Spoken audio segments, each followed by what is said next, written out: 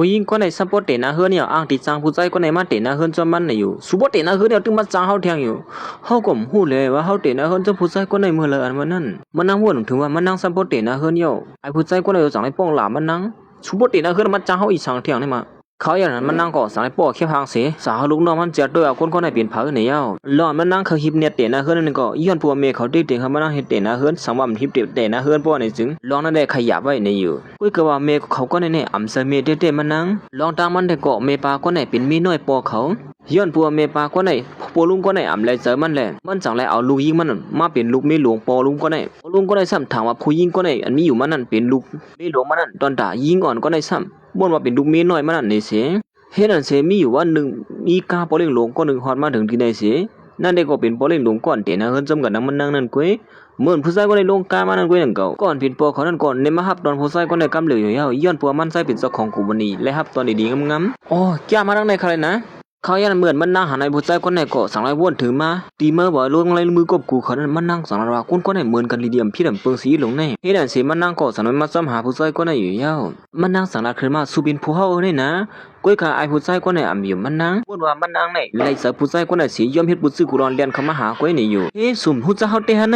นี่สูเสือพี่มาลัดจังไหนดีเฮาต้นหูจักกันเมื่อไรเนี่ยอย่าไปมาลัดเลี้ยจังไหนดีเฮามันนั่งก็สั่งว่าเฮ้ยผู้ชายคนไหนก็หูจักเฮาเตหันมายันนั้นมันนั่งกอดสังวนอยู่ว่าเตียนเขาลงเลยมือกบกูมันเผาเอากองพิษไปท่าตัวมันจะคือนี่อยู่ยันนั้นมันนั่งกอดสังได้ถามถึงมีไอ้ผู้ชายคนไหนตอนด่าไอ้นั่นกอดสังนัดคือว่าวันนั้นมันเข้าไก่ดังสู้อย่าไปมาทำเฮาร้องไหนนี่อยู่ยันนั้นมันนั่งกอดสังได้เอาบอลลงเลยมือกบกูนั่นเนี่ยเป็นสู้สองเจอไอ้ผู้ชายคนไหนสมบูรณ์ว่ามันนั่งในไรเจอก่อนหน้าละเลยถึงที่เฮ็ดเกี่ยวหางปอมมากกว่านี่อยู่มันนั่งคัดเจอปันด้วยบ่ไอ้ผู้ชายคนไหนเขาจะสิเรียนไปเปียเทนั่นอยู่แล้วเฮ้สู้ด้วยบ่เลยนะในเป็นสู้เต้ๆนี่หลอนมันนั่งเรียนสมกูในผู้ชายคนไหนเสียไอ้ผู้ชายคนไหนเรียนออกมือเฮือนั่นก็นั่นเก่าลูกน้องมันใช้ก็สอนมาหามสิผู้หญิงคนไหนไว้ขยันเฮ็ดให้ผู้หญิงก่อนเป็นพี่น้องเขียนต้องก็ต้องมานั่งสอนมาหันเป็นเสือเสียวนว่ามันนั่งในอะไรบ่เลี้ยงหนุ่มอ่อนในลำซ้อมบ่เลี้ยงหนุ่มอ่อนนั่นนี่อยู่โอ้เขาสั่งให้มาถามว่าเฮ็ดสั่งให้บ่เลี้ยงหนุ่มอ่อนในเฮานอกปอกมือล่ะนี่มันนั่งก็สั่งให้ลัดในว่าผู้หญิงคนนั้นลำซ้อมบ่เลี้ยงหนุ่มอ่อนนั่นเลยเฮ็ดให้บ่เลี้ยงหนุ่มอ่อนจะลำสิปอกมือกว่าเยานี่อยู่บ่ลุงคนไหนก็เป็นนั้นเจ็บเจอที่นึงลูกฮีมันก็นั่นเต้ๆว่าเหมือนลูกฮีก็ได้มันเลยล่ะจังนั้น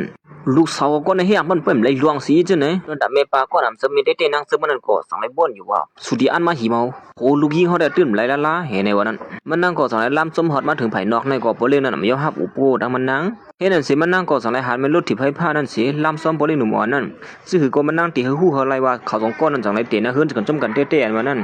หลอนมานั่งเล่นลำซ้อมนั่นเต้ก็อำซะมันคลายผู้ชายคนนั้นก็มันนั่งเขาผู้ชายคนนั้นเปียดปันก้อยมื้อพอมันนั่งตึกลำซ้อมอยู่นั่นก้อยนั่นก็รู้เนาะมันนั่งก็สั่งให้กับสืบมาหาติเต้มันนั่งได้เป็นดอกตือผู้ลงแหลนไผชายคนหนึ่งน้องมันเลยกับสืบมาว่ามีคนสอบหาตัวเต้มันเขาตั้งนำตั้งหลายเมื่อเหลียวนี่มีเผาฮู้ว่าคนคว้าขึ้นมาแต่ที่เฮ็ดสร้างไฟผ้าคึกเข้มนั่นเขาใครฮู้เต้ๆให้ไหนคะอ๋อเขายันเลยสินั่นนำกะลูกน้องมันนั่งก็สั่งไล่กับสืบลั่นในป่าแทงว่าคนก่อนมันนั่งเฮาเสียดนั่นเป็นลูกมหาเศรษฐีคนหนึ่งผู้ชายก็ได้มีเจอ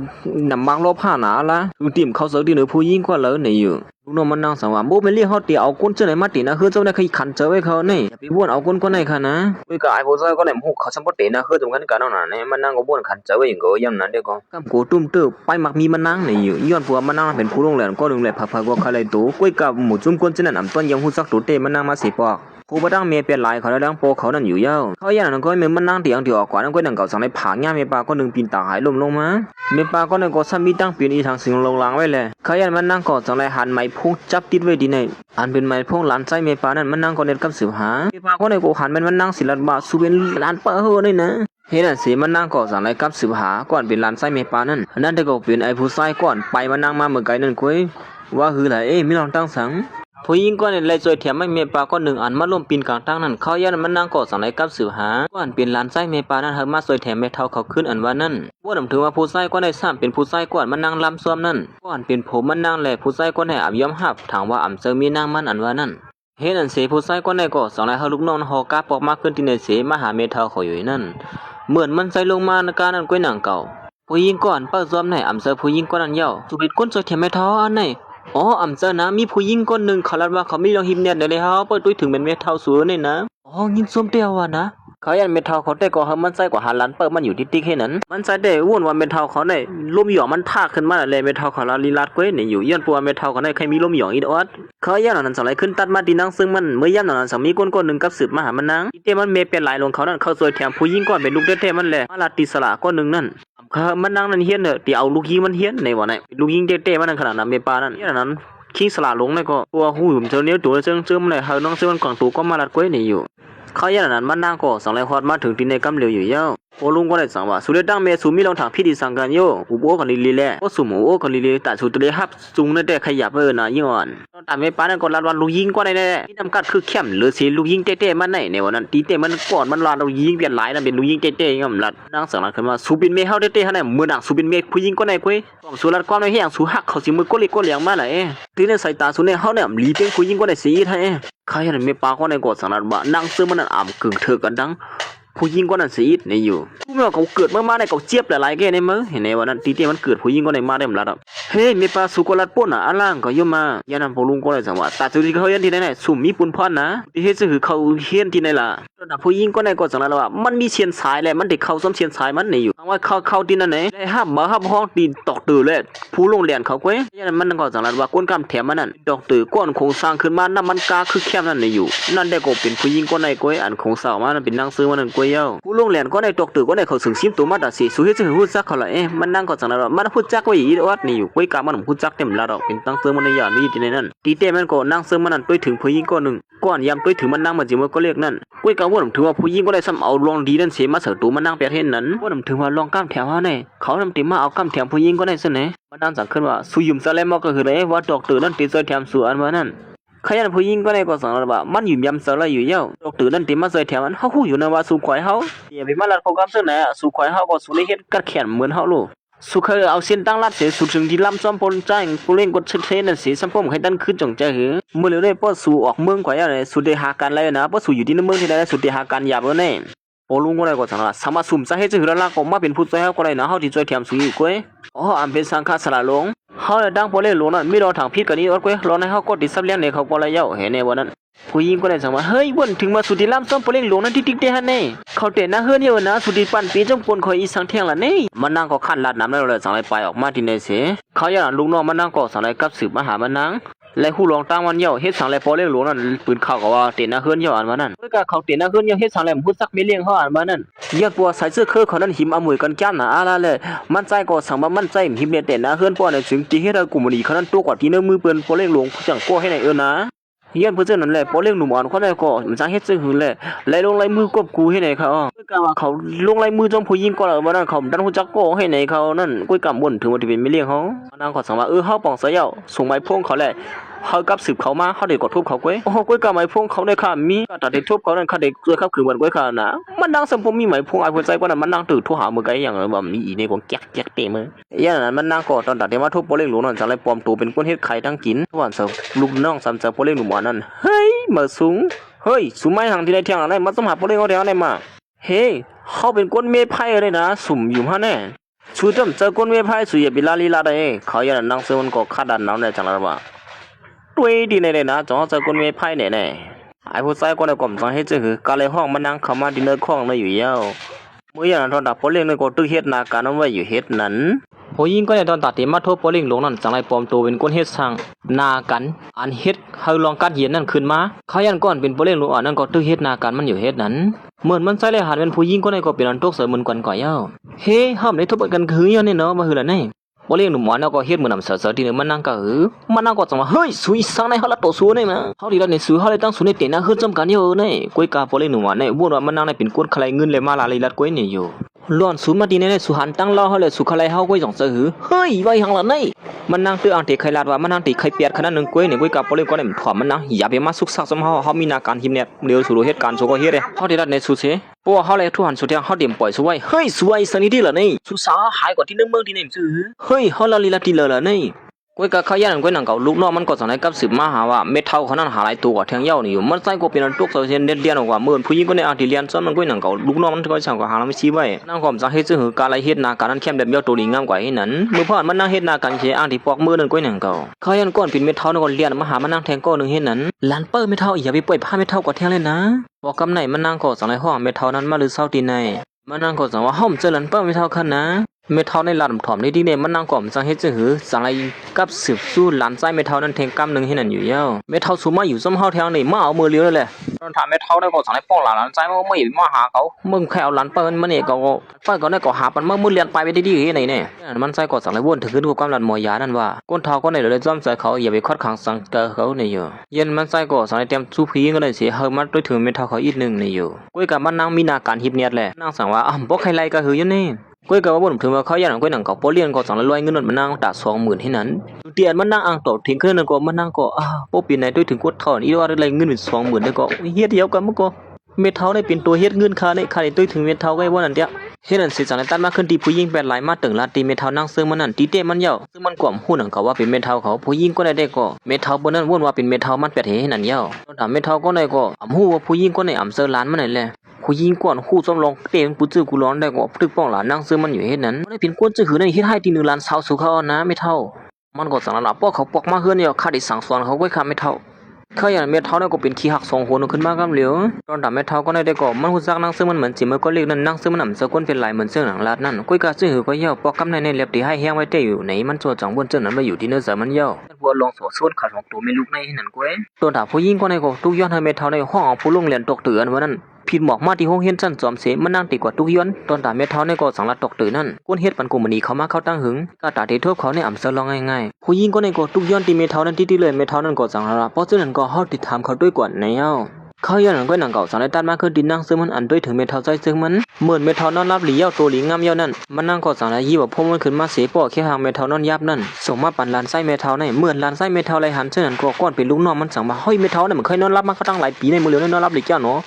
มือเหลียวเนี่ยเลยว่าผู้หญิงก็เนี่ยด้วยถึงเขาหลีไว้หนังเก่าเนี่ยตอนมันไส้ก็หันว่าผู้หญิงก็เนี่ยด้วยถึงเม็ดเท้าเขาหลีนี่แหละมันไส้ก็เขาผู้หญิงก็นั่นด้วยถึงเม็ดเท้าเขาสึกว่าเขาเย้าในเย้าด้วยการมันไส้ก็เป็นนักสาวสิวนอยู่ว่าผู้หญิงก็นั่นได้เป็นก้นจึงหือในเย้าเฮ็ดนั่นสิตอนตานั่งซึ่งมันก็ขับเปียกันนั่งไส้ซึ่งมันแหละตัวมันนั่งติดเป็ดกุมันดีเยอะแล้วผู้ไส้ก็นั่งฮู้ว่าหมุนเงินนี่แหละไม่หาเส้นตั้งตาที่กูว่าโปเลี้ยงหนุ่มหมอนั่นกำเหลียวในอยู่ย้อนเปิ้นซึ่งนั่นแหละมันนั่งก็คัดเหตุการณ์ไหลซื้อไหลลองตอนตาได้เข้า3ตัวโปเลี้ยงหนุ่มหมอนสิเฮาป้อมมาเบียดกันในนั้นก้อยก็ว่าเหมือนมันนั่งฮอดมาถึงที่นั้นก้อยหนังเก่าสั่งให้มาโทรหาพี่น้องแค้นต้องกันทำมันนั่งเสผู้หญิงก็ในก็เลยหันหางผางมันนั่งเหี่ยวก็สั่งละคืนว่ากลุ่มมันที่นั้นให้อ่ำซื้อว่าพาก็เข้ามาเลยก้นซึ่งนั่นสูเด็กเข้ามาที่ในเฮ็ดสังในเหี่ยวผู้หญิงก็ในมายกโทรศัพท์นั่งซึ่งมันเลยนั่งซึ่งมันก็ขั้นลาน้ำยาผ่ามือค้ำแก้มให้ในเหี่ยวเมื่อพ่ออันเขาตึกเถียงกันอยู่นั่นก้อยหนังเก่าโปเลี้ยงนั่นก็สั่งให้กับสืบมาหามันนั่งว่าไม่เท่าเขา2 ปาตื่นเหี่ยวมือเหลียวในอยู่มันนั่งขอสั่งลายๆกว่าขึ้นว่ามันนั่งออกมาเฮ็ดกันดังนอกเหี่ยวมือเหลียวในเหี่ยวเขายันเตียนมันนั่งมาเฮ็ดกันนั้นซ้ำเป็นตีกลุ่มนี้มันไส้แหละมันไส้ก็เป็นอันบ้วนมาอยู่ว่าที่เป็นผู้หญิงก็เลยอันด้วยถึงไม่เท่าเขามาเฮ็ดกันที่ในนั่นในเหี่ยว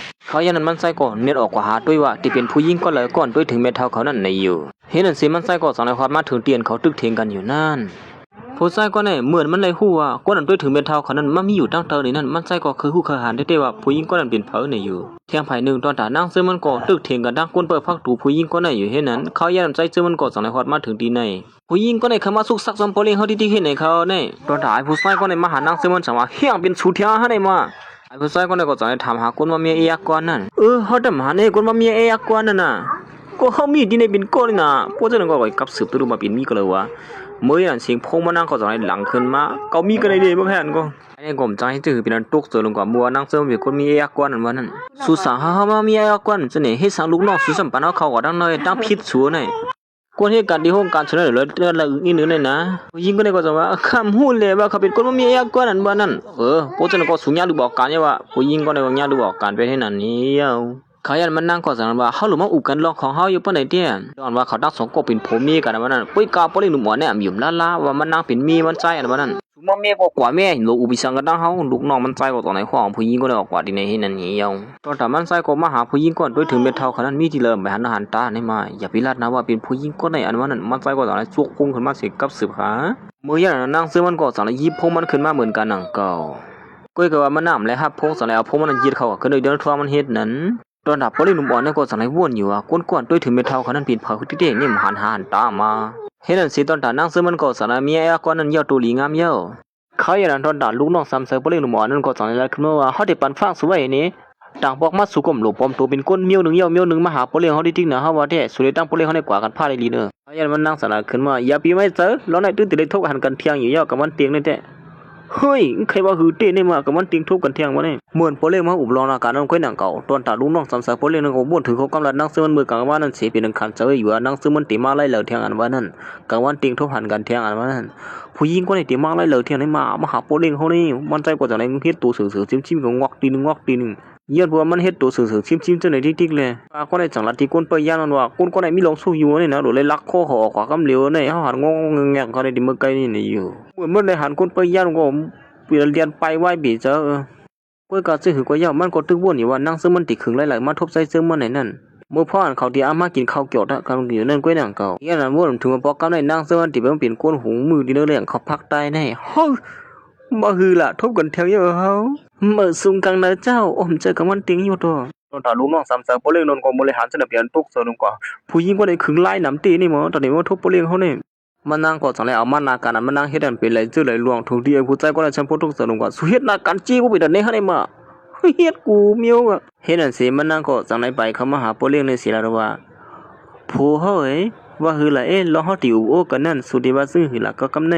่เฮาหูอยู่นะว่าซุ่มเขาในมาสุกซักซ้อมที่นั่นเสียปานสุดัดสิจงเซอว่าได้สุเนียกว่าที่เปิ้นลงในมือกบกูกันสิกว่าลงในมือเปียดกันดาเฮากว่าเจ็ดด้วยได้ดีๆนะเฮาเต็มในมาสุกซักซ้อมกันเที่ยงมันใจกว่าเฮียนไรเลยจังได๋ฉางเฮาลูกน้องกว่าเจ็ดด้วยผู้หญิงก็ได้ต้องมีนางมันเต้นว่านั้นมันดบเป็นในจริงบ่เตจ้างหรออ่ะก็รอมันละนั้นได้ก็พลาดในผู้หญิงก็ได้ว่ามันใจมาที่ไหนว่านั้นก็เฮ้สุบุญมาสู่ทางดีเนาะเฮาได้ว่าเฮาสิเคยมาจมสู่กมเจอเน็ตลักข้อออกกว่ามื้อเลยรู้เฮ้ยมันจะลายอยู่เลยเฮ็ดจังได๋เด้เขาใครเปลี่ยนกันทั้งสูเนี่ยเขามาหาสูเนี่ยจะว่าเขาเลยสูกอีกเขาอย่างมันนั่งก็เป็นอันจะลำใส่กล่าวลงมาภายนอกเนี่ยเขาอย่างมันนั่งก็จะได้เตรียมต่างลงกว่าที่นึกเพชรบัวรวมมันจะลำไอ้ผู้ชายคนนั้นมือย่านนั้นเฮ็ดให้ผู้ชายคนนั้นเลยหันเมียนเสียกุ้ยกับมันใส่หัวผู้หญิงก่อนเตรียมต่างลงนั้นเป็นผู้หญิงก่อนมันใส่หรือบอกเมื่อไกลนั้นมันใส่วนว่าผู้หญิงก่อนไหนเป็นผู้หญิงก่อนตุ้ยถึงเม็ดเท่าขนาดหนึ่งกุ้ยเฮ้เขาก็ซักเหี้ยบ่เป็นแน่เขาในมาคนตุ้ยถึงเม็ดเท่าเขาเนี่ยมันใส่ก็จะได้เตรียมตากกว่าหานั่งซื้อมันเสียแล้วว่าสัวซักก็คือเนี่ยคนในก็ทำอาสาอีสังหลักได้ยังไงมานั่งก็สังไรลัดเนี่ยว่าลวงในมันนั่งหลาเปิ้นเป้ยอ่ำจะว่าอีสังนั่งเก่าเนี่ยก็ว่าวนถึงว่าไอ้ผู้ชายคนนั้นก็สังไรหลาซอยมันนั่งไอ้ผู้ชายคนนั้นก็ลาตัวเจ้าเก่าแล้วขนาดไหนมันรู้ว่าผู้หญิงคนไหนหลามันนั่นวันนั้นตอนถ้าพอลิ้นหัวนั่นก็เหมือนลักหลมหักผู้หญิงก่อนด้วยถึงเม็ดเท่าขนาดนั้นว่าเฮ้ยด้วยสูนในลัดตัวก็หักสวนในยุ่มวันจิมมือไกลในมือเขาเตะจะกินข้าวต้มกันเลยนะเห็นอันสีมันใส่ก็สังไรปอกมหาเม็ดเท่าเขาตีเฮือนนั่นโหหลานไส้มาเยอะนี่เว้ยก็ว่าเมื่อเขาย่างมันไส้มาหาเมทัลของนั่นซ้ำนั่งซึมมันเตือบน้ำอยู่ที่เนื้อของน้ำนั่นแหละไส้ก็อมในทุบหันผู้หญิงก่อนโดยถึงเมทัลเขานั่นมันไส้ก็อ่อนว่ายามาเสียตัวไปอยู่ริมเมทัลเขาคิดว่าทำมาเมทัลก่อนเป็นสังไรปอกมือกว่าเขาย่างนั่งซึมมันก็สังไรออกข้องมาเสียตั้งแต่หันแม่นหลานไส้เมทัลเนี่ยปีนโผก่อนมันนั่งเขาเปียดมาดัดสีนั่นลานเมทัลปอกมือกว่านั่นมันนางก็สังไรออกมาสีอ่ำตั้งแต่หันลานเมทัลก่อนเป็นผู้ชายก่อนมันนางไข่เปียดนั่นนี่เป็นพม่าขลังเมทัลอ๋อเป็นลานไส้เมทัลมานะกุ้ยก็เขาอย่างนั้นมันนั่งก็ไม่เฉยๆให้ก็หือหนังเก่าเฮ็ดอันเสียมันนั่งก็สอนให้เตรียมลีกสู้สช่างนั่นอ้อมเชิญลานเมทัลนั่นช่างแท่งในโกนลานเลยนะคนในอย่างเสรีไว้เต้งเขาเนี่ยนะส่วนเฮาใครเปลี่ยนนั่นเด้เฮาใครเปลี่ยนดังปอเล็กคนเท่านั้นกุ้ยก็สุดสวยหอมเลยยิดลงในเฮ็ดอันเสียถึงกลางในภาพป่าเมืองแรงมามันนั่งก็สอนให้อ่อนเอาเมทัลในมาเลกาดเขาอย่างนั้นโปเขาเลยน้องแค่ต้องมันก็มาเลกาดในเหมือนกันมาซื้อโคอันติดตอนวันเมทัลปอเล็กลงนั่นในอยู่เมทัลนั่นก็จะในเลือกด้วยซื้อโคสิว่าซื้อโคในเวิร์ดใครเข้มให้ก็คือนั่นมือย่านผู้หญิงก็ในก็จะในหันเป็นเมทัลในตั้งนั่งซื้อมันเสียขึ้นมาก็มีว่าซุมาเฮ็ดสังตีในละในอันนั้นเป็นเมทัลโพสุในเนาะซุมมีเงินสุดได้มาให้สังตีในเมทัลนั่นก็โมเลยยินซื่อนั่นอำเพียงโปเสาที่หนึ่งผู้หญิงก็ในขึ้นมาก็เหลวเฮ็ดสังสุเป็นก้นจังในละในตอนนั่งซื้อมันก็สังละที่เมทัลนั่นอย่าไปไม่ใส่เมทัลก็ที่รัดในมือไว้แฮเลือดออกก่อนที่ในเด็ดดีๆนะผู้หญิงก็ในก็เน็ตถึงรัดในโปคำเหลวโปขาดได้เขาในมาหิมซื้อโคใครในเขาในผู้หญิงในเมผลมาให้ในเขา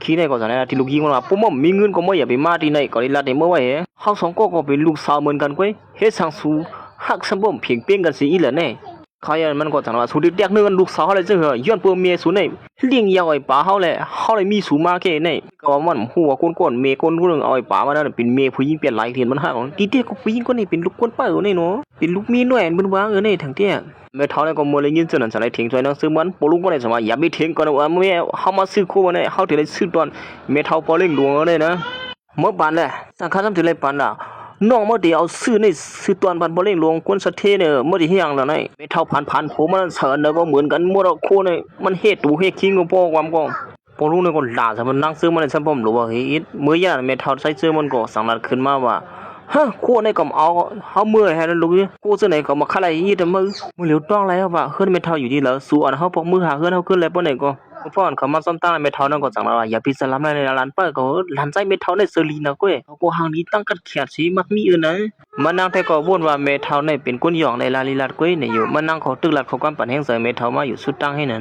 นก้อยก็ว่าเมื่อฮอดมาถึงที่หมู่ว่านั่นไม่เท่านั้นก็อำไข่ต้องเยอะไม่เท่าอยู่ใส่อยู่หาในเฮือนที่ในเฮือนไม่เท่ามีที่ในอันว่านั่นไม่เท่านั้นก็จังนั้นว่าเฮือนเขาตึ้งมีที่ในก้อยเนี่ยอยู่เฮือนที่ในเป็นเฮือนกะขันอย่าละลายว่าคือว่าก็เม็ดเท่าในอ่อนเฮาลาลีมาเก้นี่เม็ดเท่าในก็ต้วงหลายเดียวในวันนั้นผมเม็ดเท่าไปต้องอะไรก็เฮามาลือเสิร์ชเนียนสิก่อนเนาะบ่ไหนเมื่อพ่อนเขาตั้ง2ก็มาลือเสิร์ชอยู่นั่นก้อยหนังเก่ามีกากะคันเดี๋ยวลำนึงฮอดมาถึงที่ไหนนั่นได้ก็เป็นผู้หญิงเปลี่ยนลายลงตั้งเมเขานั้นลงมากะเฮ้ยนี่เมื่อมาอย่างที่ไหนไหนเขา2ก็มีลูกมันที่ไหนก็อ่างที่มาเอาเสิร์ชเม็ดเท่าป้อนเป็นเม็ดเท่าใส่ซื้อมันก้อยเก่าสุสัมอนาเมทัลโพสุมาอย่างที่ไหนนั่นเมทัลก้นพันสุนั่นน่ะมีปลาเขาเนี่ยก็สายลุ่งมาสินั่นว่าเมื่อฮัดเมียนนาเมียนตามาแทงเลยจึงเหือเนี่ยวันเมื่อเนี่ยเป็นวันรองใหญ่เขาเลยนะเมื่อมาที่ไหนเมื่อว่าญานาการต่างงานเขาได้ออกมือเขาอย่างนั้นมันนั่งขอสังนัดขึ้นมาสุเป็นเมเดเต้เขาเนี่ยฮะเนื้อสายตาเขาเนี่ยสูเนี่ยจะเหมือนเขาเนี่ยเป็นลูกเมเดเต้พวกเขาหัวมันเป็นจังไหนเนี่ยจิมือเกิดมานั่นเขาเนียนมือก็ขึ้นออกมาเนียนบัวมันหูหลีอยู่อ่ะผู้หญิงคนนั้นเนี่ยเป็นลูกยิงมันนั่นนักซื้อมันนำเสือลูกยิงมันเลยมันก็ตั้งเสือลัดขนาดหนึ่งก้อยย้อนบัวนักซื้อมันมาสูเป็นลูกเต้ๆกันห้ามเจ้าล้อมือเป็นก้นเขาเกิดออกมาในย้อนบัวมันไหลร้อนน่ะก็จะหักเป็นนำเลยสิมือเห็นในวันนั้นไม่เท่านั้นก็จะว่าอย่าไปเถียงกันเนี่ยร้อนหลานไปกับมาที่ไหนมาเอาซื้อคู่กับก้อยเนี่ยมีปลาในกอลัดขึ้นมาก็เหลือสู้เฮือนสู้เป็นก้นผ่านให้ซื้อเลยว่ามีที่ไหนล่ะเฮือนสู้ในลาลีวากวางตั้งมาก็อยู่เมื่อพ่อนเขาเถียงกันอยู่นั่นก็อย่างกับไม่เท่านั้นก็จะไหนคู่อะไรขึ้นมาโอ้ไม่เท่าต้องอะไรว่าเฮือนไม่เท่าอยู่ที่ไหนนี่นะมาเลยเขาเมื่อตั้งนั่นผู้หญิงก็ในกดสังรัดขึ้นมาว่าเฮ้ยตีเต้มันก็สัวว่าก็จะไม่เท่านี่มาหาลงสู้ยุงตีนั่นนาเฮือนบนแทงให้ไหนเนาะเขาก็จะดินโยนไม่เท่าได้เสียระบาดอีเปลี่ยนหลายเมื่อมาให้สังตีไหนแล้วเนี่ยก้นเท่าก้นเก๋จังหนึ่งสู้เนี่ยเฮ็ดนั่นเสียเขาก็นั่งเจอมันก็จะอีนานก็ว่าเป็นเมียเขาอันวันนั้นเมียปลาก็ในก็มือเลยเห็นเจ้านั้นก็จะในผามือห้ามันนั่งเจอมันเสียถึงที่นั่งเจอมันเลยเจ็บแก่นกว่าย้อนบ่อมเจอผามือเป็นไม่เต้าลงก้อยการมือพ่อนเขาตึกทิ้งการโอนอ่านมั่วเมียอยู่นั่นก้อยหนังเก่าเมียเท่านั่นก็เอาล้มตุ้ยคืนเสียปีล้มตาหายลงกว่าเฮ้ยเมทัลเป็นสร้างกว่าขนาดไหนเขายันก้อยหนังเก่ากาลำหนึ่งสองร้อยควอดมาถึงที่ไหนเขายันก้อนเป็นโปลินมัวนั้นก็สายลงกาลงมากำเหลียวผู้หญิงก็ในอ่ำหัวก้อนเขาเป๊กกินอยู่นั่นเป็นเมทัลโปลินโลสเตเตียนเขาอังเดียมาหานั่นเมื่อยันตอนด่านนั่งเสื้อมันก่อนหนังคือดีซอยแถมเมทัลก็ในก็สองไรอ่านตีหัวเมทัลในเมื่อหาคนตั้งนั้นซอยแถมไหนอยู่ก้อยกับเขายันผู้หญิงก็ในซ้ำหามซีมันนั่งไว้เลยมันนั่งขอบยืนไหลสองไรปากมือผู้หญิงก็ในบ่ปีนตาหายลงไว้ให้นั่นอยู่เย้าเฮ็ดนั่นสิมันนั่งก็สังในทุกย้อนตั้งซอยแถมตั้งเนินนั่นตอนดับเมป้าเนี่ยก็สังในสันขานั่งซึ่งมันสีสวเปล่าว่าลูกตัวเจ้าเก่าเหี่ยมเก่าขึ้นนี่ด้วยลูกเข้าย่ำหนังนั้นพอเรียกหนุ่มหมอนั่นก็สังในควันมาถึงตีในผู้หญิงก็ในก็เนียนมานัดกำเลียวด้วยลูกคนก็ในเขาเอาเพลกมหูมาตีหื้อนี่นะเมื่อกับเขาย่ำหนังก้อยหนังเก่าเหมือนพอเรียกหนุ่มหมอนั่นเลยหันเมทัลกันนะเบียร์ตุกเสือเส้นเด็ดเลี้ยนเขามาหาเมทัลกันนั่นกำเลียวเมทัลเป็นสังหนังในเมทัลสูเป็นร่วมนั่นยิงน่ะเนี่ยอ่อนกว่าห้องยากำเลียวนี่นะผู้หญิงก็ในก็มาเลยพูดสนับเบียร์ตุกเสือลงกว่าศิลาตีไม่ปาในว่าแม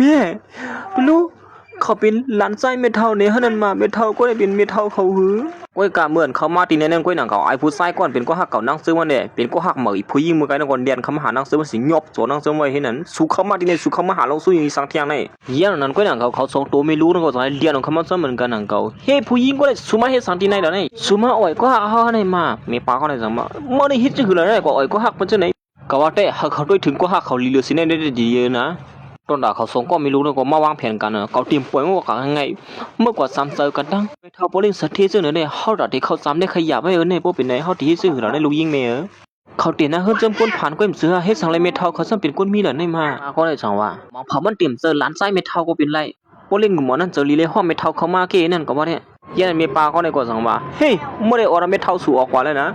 โปลินลุงอ่อนเจอรีห้องมาซอยแถมเส้นนั่นเนี่ยเมื่อที่อยู่ยาวๆหือซึ่งหือแล้วนี่เขาอย่างนั้นก็หนังเขาใส่เจอในด้านเมทัลจังไรล้วงเฮือนออกมาเมทัลมวนเขาเป็นสังขารไหนเนี่ยไอ้เนี่ยก็เฮ้ยเขาเป็นเมทัลปนนี้ล้วงเตะเนี่ยมาเมทัลเนี่ยก็จังไรควันหนักหนักสองตัวนี่ใครล่ะสุกสักหนักสุดสองตัวเนี่ยมั้งผู้หญิงก็เนี่ยก็จังนั้นว่าสูบเบียดเหรียญเขาเนี่ยว่าเมทัลก็เนี่ยเป็นเมทัลโผสูเนี่ยว่านั่น คิดเฮาเลยถังผิดกว่าสิผิดหม้อดังสูยังหุ่นในกำเนิดเด้มีปาในก็จังให้จังลัดคนมาแทงว่าสูในหมอเป็นเรียนบ่แน่หัวเปิ้นอ้อบ่ใครดีมือกว่าเป็นเรียนบ่ได้คนเท่าไหนมันยองๆมาเท่าไหนเนี่ยนั้นเยอะกว่าเฮานังซึมันย่อมตั้งผิดที่มีปานั่นกำเหลียวในวันนั้นร้อนเป็นเรียนนั่นนี่อยู่ไม่เท่าไหนก็จังมื้อนั้นก็คันหันนั่นนี่เขาเป็นล้านเป้อก็ได้นะเรื่องนั้นสามารถที่เตี้ยมันก็ก้นด้วยถึงไม่เท่านี่เป็นเขาตรงนี้ข้าว่าได้ไม่เท่าถูกผู้หญิงก็ในเปลี่ยนเรียนก็ยังว่าเขาเป็นลูกเต้ๆเฮาได้นะเฮาก็เกิดเขามาเฮาฮู้อยู่ว่าเขาเป็นคนซื่อเหือนมานั่นข้าที่รัดไหนเสผู้หญิงก็ได้เขาเป็นคนผ่านก้นมีเฮือนมีเย่คะแนนเขามื้อยันพี่น้องไผใจเจออันถูกแม่นกันตั้งใจเจอมันก็จังนั้นขึ้นมาว่าสูบเอาผู้หญิงเตียนสู่เสือเสียไผนอกมา2เสืออำเจอค่ะมันใจก็ตัววันนั่งซึ่งมันเนี่ยเสือมีนางมันอยู่ในนี้อีสังไอ้นี่เกียกในมาก็เป็นมีนี่ตัวไหนจริงนี่เขาหันมาเขาได้เป็นก้นลีเลยเขาด้วยถึงเม็ดเท้าก็นะอ๋อที่เต้ก็เขาบ่นว่าเขาได้เป็นก้นลีด้วยถึงเม็ดเท้าเขาเนี่ยในพวกนี้เนี่ยผู้หญิงก็เนี่ยก็จะว่าตั้งสินตั้งว่ามีลองทางพิษอีสังมั่วเหี้ยมันก็จะบ่เคยลุกเลยเนี่ยสู้เฮียเม็ดเท้าอะไรมาเจี๊ยบซึ่งเนี่ยสู้บ่นซื่อเหือเม็ดเท้าเนี่ยก็จะนะว่าอย่าไปเตะบูรังหลานใจก็ว่าเขาสองคนเนี่ยก็มันกันไว้ก็จังว่าเขาเต็มเลยกันเตี้ยเขาเนี่ยมาหยับเจอแก่ปนนั้นเตี้ยปีตัวไอ้ลาดปันตีเมทัลหมอนสู้อีกนึงเลยนะสู้ตั้มใจละสมาเขาทั้งสองก็คือลือลองมันเขาอยู่สิด้านไหนก็เขาต้องตื้อหักเสือเลยนะเห็นในวันนั้นเขาอย่างมันก็อังเสืออังเสียงตกตึกคือเข้มลงก็นั่นอันนี้ก็เลยยินชื่อเสียงตกตึกผู้ลงเรียนนั้นมาตัดสีเลยจากนั้นว่าพวกเขาจอยแถมเขาลองตกตึกนั่นแท้เขาก็ตีทุกย้อนปันอินกว่าไม่เท่าหมอนจื้อก็ตรงนั้นเป็นทางพี่ถึงด้วยเขานี่นะก็ว่าตกตื่นดินเขาแล้วถือดีเดียก็เป็นนางซึ่งมันมีอยู่ภายหน้าเขานั่นย่อไม่เท่ากึ่งกลางเฮ็ดจังได๋กำบ่ดีช้ำซื้อเขานี่นะเขายังไม่เท่าหมอนน่ะก็สั่งอะไรวันมาว่าลูกสู่สองก็สู่สั่งสวนก็ซื้อสุละหมอสั่งสวนไม่เท่าอย่าไปว่าจังนั้นเขาเลยนะก็คือลือลองมันปลายาบ่นั่นก็บ่เตมันก็อังปานตื้นล่างสุดที่2%นี่ก็ก้อยกำมือเดียวคั่นปานว่านั่นก็เขาสองก็ผมมีมื้อละยินจังนั้นก็ไม่เท่าบ่คือกันนั่นโอ้โหเขาสองก็ในก็ดีเดียก็เขาเลยเหมือนเงินคั่นไม่เท่าเขาลงนี่ก้อยกาตอนด่าเขาสองตัวไม่รู้เลยลักโคเขาออกไปแล้วขั้นหันหน้าก็อย่าไม่จะนั่นกันเลยนะขั้นหันกลมไปถึงกลมก็คือมือหูก็ปั่นเมามาเท่านี่ไม่เท่าได้ก็จังไรเฮานั่งซื้อมันอ่อนมันขึ้นมือหรือเจ้าสีก่อนนี่อยู่อ๋อมาค่ะเลยค่ะอ่อนไม่เท่าขึ้นมือเฮ็ดอันสิเขาต้องสองก้อนเลยก็จังไรอ่อนไม่เท่านั้นขึ้นมือหรือเจ้าในวันนั้นก้อยก็ว่าเหมือนไม่เท่าเขาคว้างมือก่อนนั้นก้อยหนังเก่าใส่เจียวมันก็เลยหันนั่งซื้อมันเสียเฮ้ม่วนถึงว่าสุดีสึงซิมตัวซะไหนเนาะเฮียมันนั่งจังลัดขึ้นมาสุยามลัดมือพ่อนสู่ว่าเฮาด้วยถึงไม่เท่าสุยอสุดช่วยแถมเฮานิ่มซื้อหาต้องสุดต้องหือส่วนเฮากว่าตีลุ่มเฉกว่าเสียด้วยเลยว่าเฮาสองก็สองจะผู้มีกันเต้นมานั่นสุใครเป็นมีเฮาบ่เป็นนั่นเตี้ยหาไหนมาพอเล่นก็ไหนก็อามีว่าผู้หญิงก็ไหนเป็นมีนางมันแล้วว่าผู้หญิงก็ไหนเขามาหามันนั่นใครเงินค่ามันใจก้อยในวันนั้นคือเขามาหาเม็ดเท่าเขาเลยมาหามันใจก้อยนี่อยู่เขายันดันต้นตาเม็ดเท่านี่ก็เป็นยินจมเลยหางเฮียนโคตรตอนดังนำทางไหนตอนป่าที่ปานลานเป้ามันมือย่านดันต้นตาใส่เจ้าในนั่งซึ่งมันก็ตึกพิษมอก่อนมากเว้ยเขายันเม็ดเท่านี่ก็เน็ตดาวแขนนั่งซึ่งมันขมาเสียแล้วว่าคู่ของที่นี่เป็นคู่ของตอนลานเป้ามันในอยู่นั่งซึ่งมันก็มันใครร้องในนั้นอันมันใครได้ก็มันเขาเปลี่ยนกับดังลานใส่เม็ดเท่าในก้อยนี่อยู่เขายันมันนั่งก็จังไรไปคำมหาปริหนุ่มหมอนั่นเสียแล้วว่ามือพูกในกว่าตีลุ่มกว่าเสียด้วยว่าเขาสองกอดถึงนั้นเฮิรนก่อนเตะอยู่ห้าในอยู่เมื่อเม็ดเท่าเขาเลยยินจังนั้นจังว่าที่เขาให้หยังมันใจก็กลัวเม็ดเท่าเขาตกเสลยจังนั้นขึ้นมาว่าเขาเอาว่าลงไล่มือก็กูเขานั่นหายว่าก่อนที่ก็ย้อนขึ้นเหมือนมันกุ้ยนี่เย้าเขายังเมื่อเม็ดเท่าเขาเลยยินจังนั้นจังว่าตีกว่าหายสังลาในหน้าเม็ดเท่าเขาก็จังไรเอาออกมาเสียปันเขาก็อ่านให้นั่นอยู่เย้าเหมือนมันใจเลยปืดขึ้นมาด้วยนั่นกุ้ยหนังเก่าเลยหันว่ามันใจเลยลงไล่มือก็กูกับนั่งผู้ยิงก็ในเตะเลยมันใจปีนันตกเสไว้ก้อยก็ว่าเขาตั้งสองโกตั้งลงไล่มือก็กูกันเมื่อเลยครับก้มต้องเขายันนั่งซึ่งมันก็คัดเถอะติ๊กถามไม่เท่านั้นก็ย้อนพอเป็นก้นน้ำโป๊ต้องหลีเลยป่วนจื้อก้มต้องไรลันละเขายันนั่นใส่ซึ่งมันก็สั่งให้ลากเขียนนั่งซึ่งมันออกมาทีไหนเสียเพื่อก็สั่งนัดว่าไปอยู่เรียนไม่เท่ากับบ่เข้มทำความทุสังมือพูในตีวันก่อนก็เสียด้วยตีลุ่มนั่นก้อยเนี่ยว่าสั่งเขาเลยลงไล่มือก็กูกันเตะอันว่านั่นเนี่ยอยู่มันนั่งก็สั่งนัดอะไรว่านั่นก็เขาเปิดกว่าสำคัญเฮ้ยนั่นสิเขาต้องสองข้อก็สองในวัดมาถึงตีรูปนั่นนี่เฮ้ยคนสองนาทีตีรูปนั่นเจ็ดด้วยว่าสองเสืออันเต้มันตีบอลลงไล่มือก็กูเนี่ยนี่อยู่เหมือนผู้หญิงสองนาทีตีรูปมันเลยตัวก้อยหนังเก่าผู้หญิงก็ในก็สองนาทีว่าปีนั้นเต้มันเนี่ยอยู่เฮ้ยเจอฮันนี่มาอันเต้เนี่ยฮันนี่มังเผาที่พิษเปิงขย่อปลาคนไหนสองมันลงได้มันถือเฮ็ดลานเรียนอ่ะลานเรียนลาดไหนเปิดได้ขึ้นก็ได้เผยเฮ็ดเรียนมาก่อนเลือนั่นเตียนได้ขึ้นก็ได้ตังเท่าเก่าตีลงไล่มือมันนั่งสองนาทีว่าโป๊ะซึ่งก็ย้อนตัวลงไล่มือเขานั่นคารู้เมียปลาคนไหนก็จะว่าฉุกซักนะเอาปันเขาให้รู้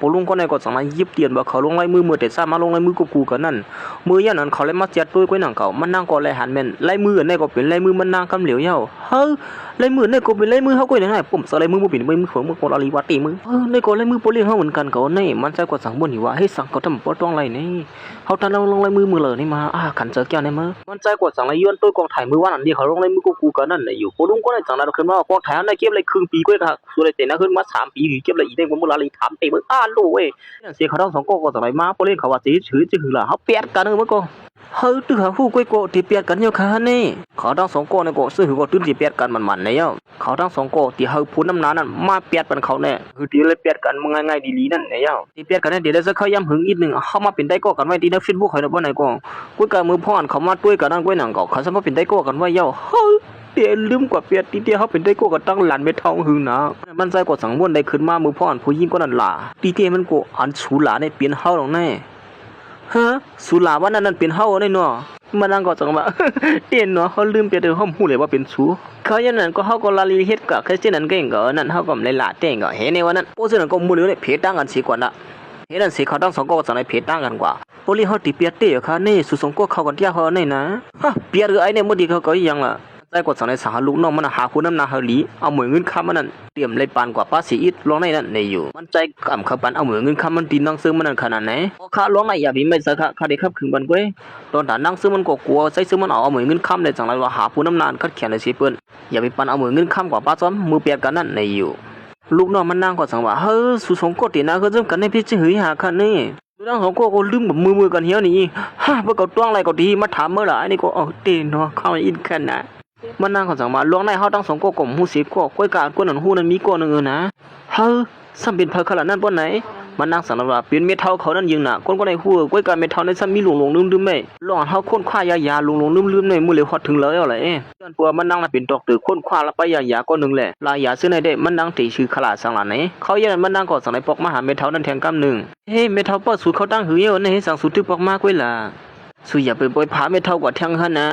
ะมาหาไม่เท่าตัดสีเลยไม่เท่าเห็นคู่ไปอย่างนั้นแน่เมื่ออย่างผู้นั้นนานที่มาเปลี่ยนขันเขา2ก้อนนั้นซ้ำเป็นก้นก้อนเลียวกันขึ้นก้น2ก้อนในหิวในมาผู้หญิงซ้ำใครปันเอาหมวยเงินคำก้นใจต้นดาก้นใจก้นในซ้ำใครปันเอาหมวยเงินคำมีวะเขา2ก้อนในซ้ำเขามาเอากันได้เมียนกันแก่ในมือคุยกันว่าพอดีคู่เหรอว่าเป็นก้นก้อนเลียวกันในวันนั้นผู้ทางหน้าเตียนที่มาเปลี่ยนเขาใส่เสื้อในนั่งซึ่งมันขอบผมมีเตเปลี่ยนกันนั่นคุยกับผู้ดำนาก็ในซ้ำเป็นก้นก้อนเลียวกันแหละที่มาเฮ็ดเป็นผู้ดำนาเตเปลี่ยนกันน่ะลองในก็ขยับไปเต้งก็เนี่ยนะผู้นำนานั่นก็สอนในครึ่งปองบันการลงไล่มือเปลี่ยนกันปอกกับในนั้นตีให้สั่งลายๆในนั้นนั่นได้ก็ส่งมาบันใจซื้อมันหาอ่านตัวนั่งซื้อมันใครใครปีนั่นกุยกับมันน้ำเขาปันเอาหมวยเงินคำใจเจอมันแต่มันใจก่อมใครเห็นก็หึงกับเงินคำนั่งซื้อมันกุยมันเคยปันเงินคำมันที่นั่งซื้อมันกุยก็ที่ข้าไปเรียกเขาอื่นคือมันหาอะไรมาเร็วเนี่ยดีใครขู่เกี่ยวเนาะผู้หญิงก็เลยสมัครกูไปเรียกเขาเอาหมวยเงินคำเขาจะมีสั่งเจอนี่มันใจก็สังวาล่องได้สู้เขาถึงที่แล้วสู้จัดการขึงกันแน่ตีเตียมันยาวไอ้เนี่ยก็จังไรก็เจ็ดตัวเหมือนตั้งนั้นนั่งซื้อมันก็อ้างเถี่ยห้องเปิ้นกว่าเตนะเฮือนจอมก้อนหนึ่งกุยกับเลยคู่ว่ามันนั่งเตนะเฮือนยาวไหนแหละก่อนมันเตนะเฮือนจำนั้นก็เป็นโปเลี้ยงเขาเห็นไหนเขาในโปเลี้ยงเขาใครฮู้ก็โอ้ตีเตียก็เป็นในอย่างน้อยๆเพราะนั้นจังหวังฮู้ว่าเป็นก็เป็นโปเลี้ยงแน่กุยกับว่าปืนเก็บตัวเขาหรือสินั่นข้าก็เจ็ดจะหือว่าตื่นมหันละค่ะนะกุยกับผู้เป็นคนธรรมดาเพราะในสื่อเตได้เจ็ดตัวหันเขาให้สั่งเลยเขาได้ซ้ำเจ็ดตัวมหันละแน่ย้อนปืนสั่งเลยเขาเสียตัวแหลนวันนั้นย้อนปัวนั่งซึ่งวันนั้นเป็นผู้ลงแหลนไปสายกว่าหนึ่งว่าตกตื่นโครงสร้างยาคือเข้มนั่นเย้า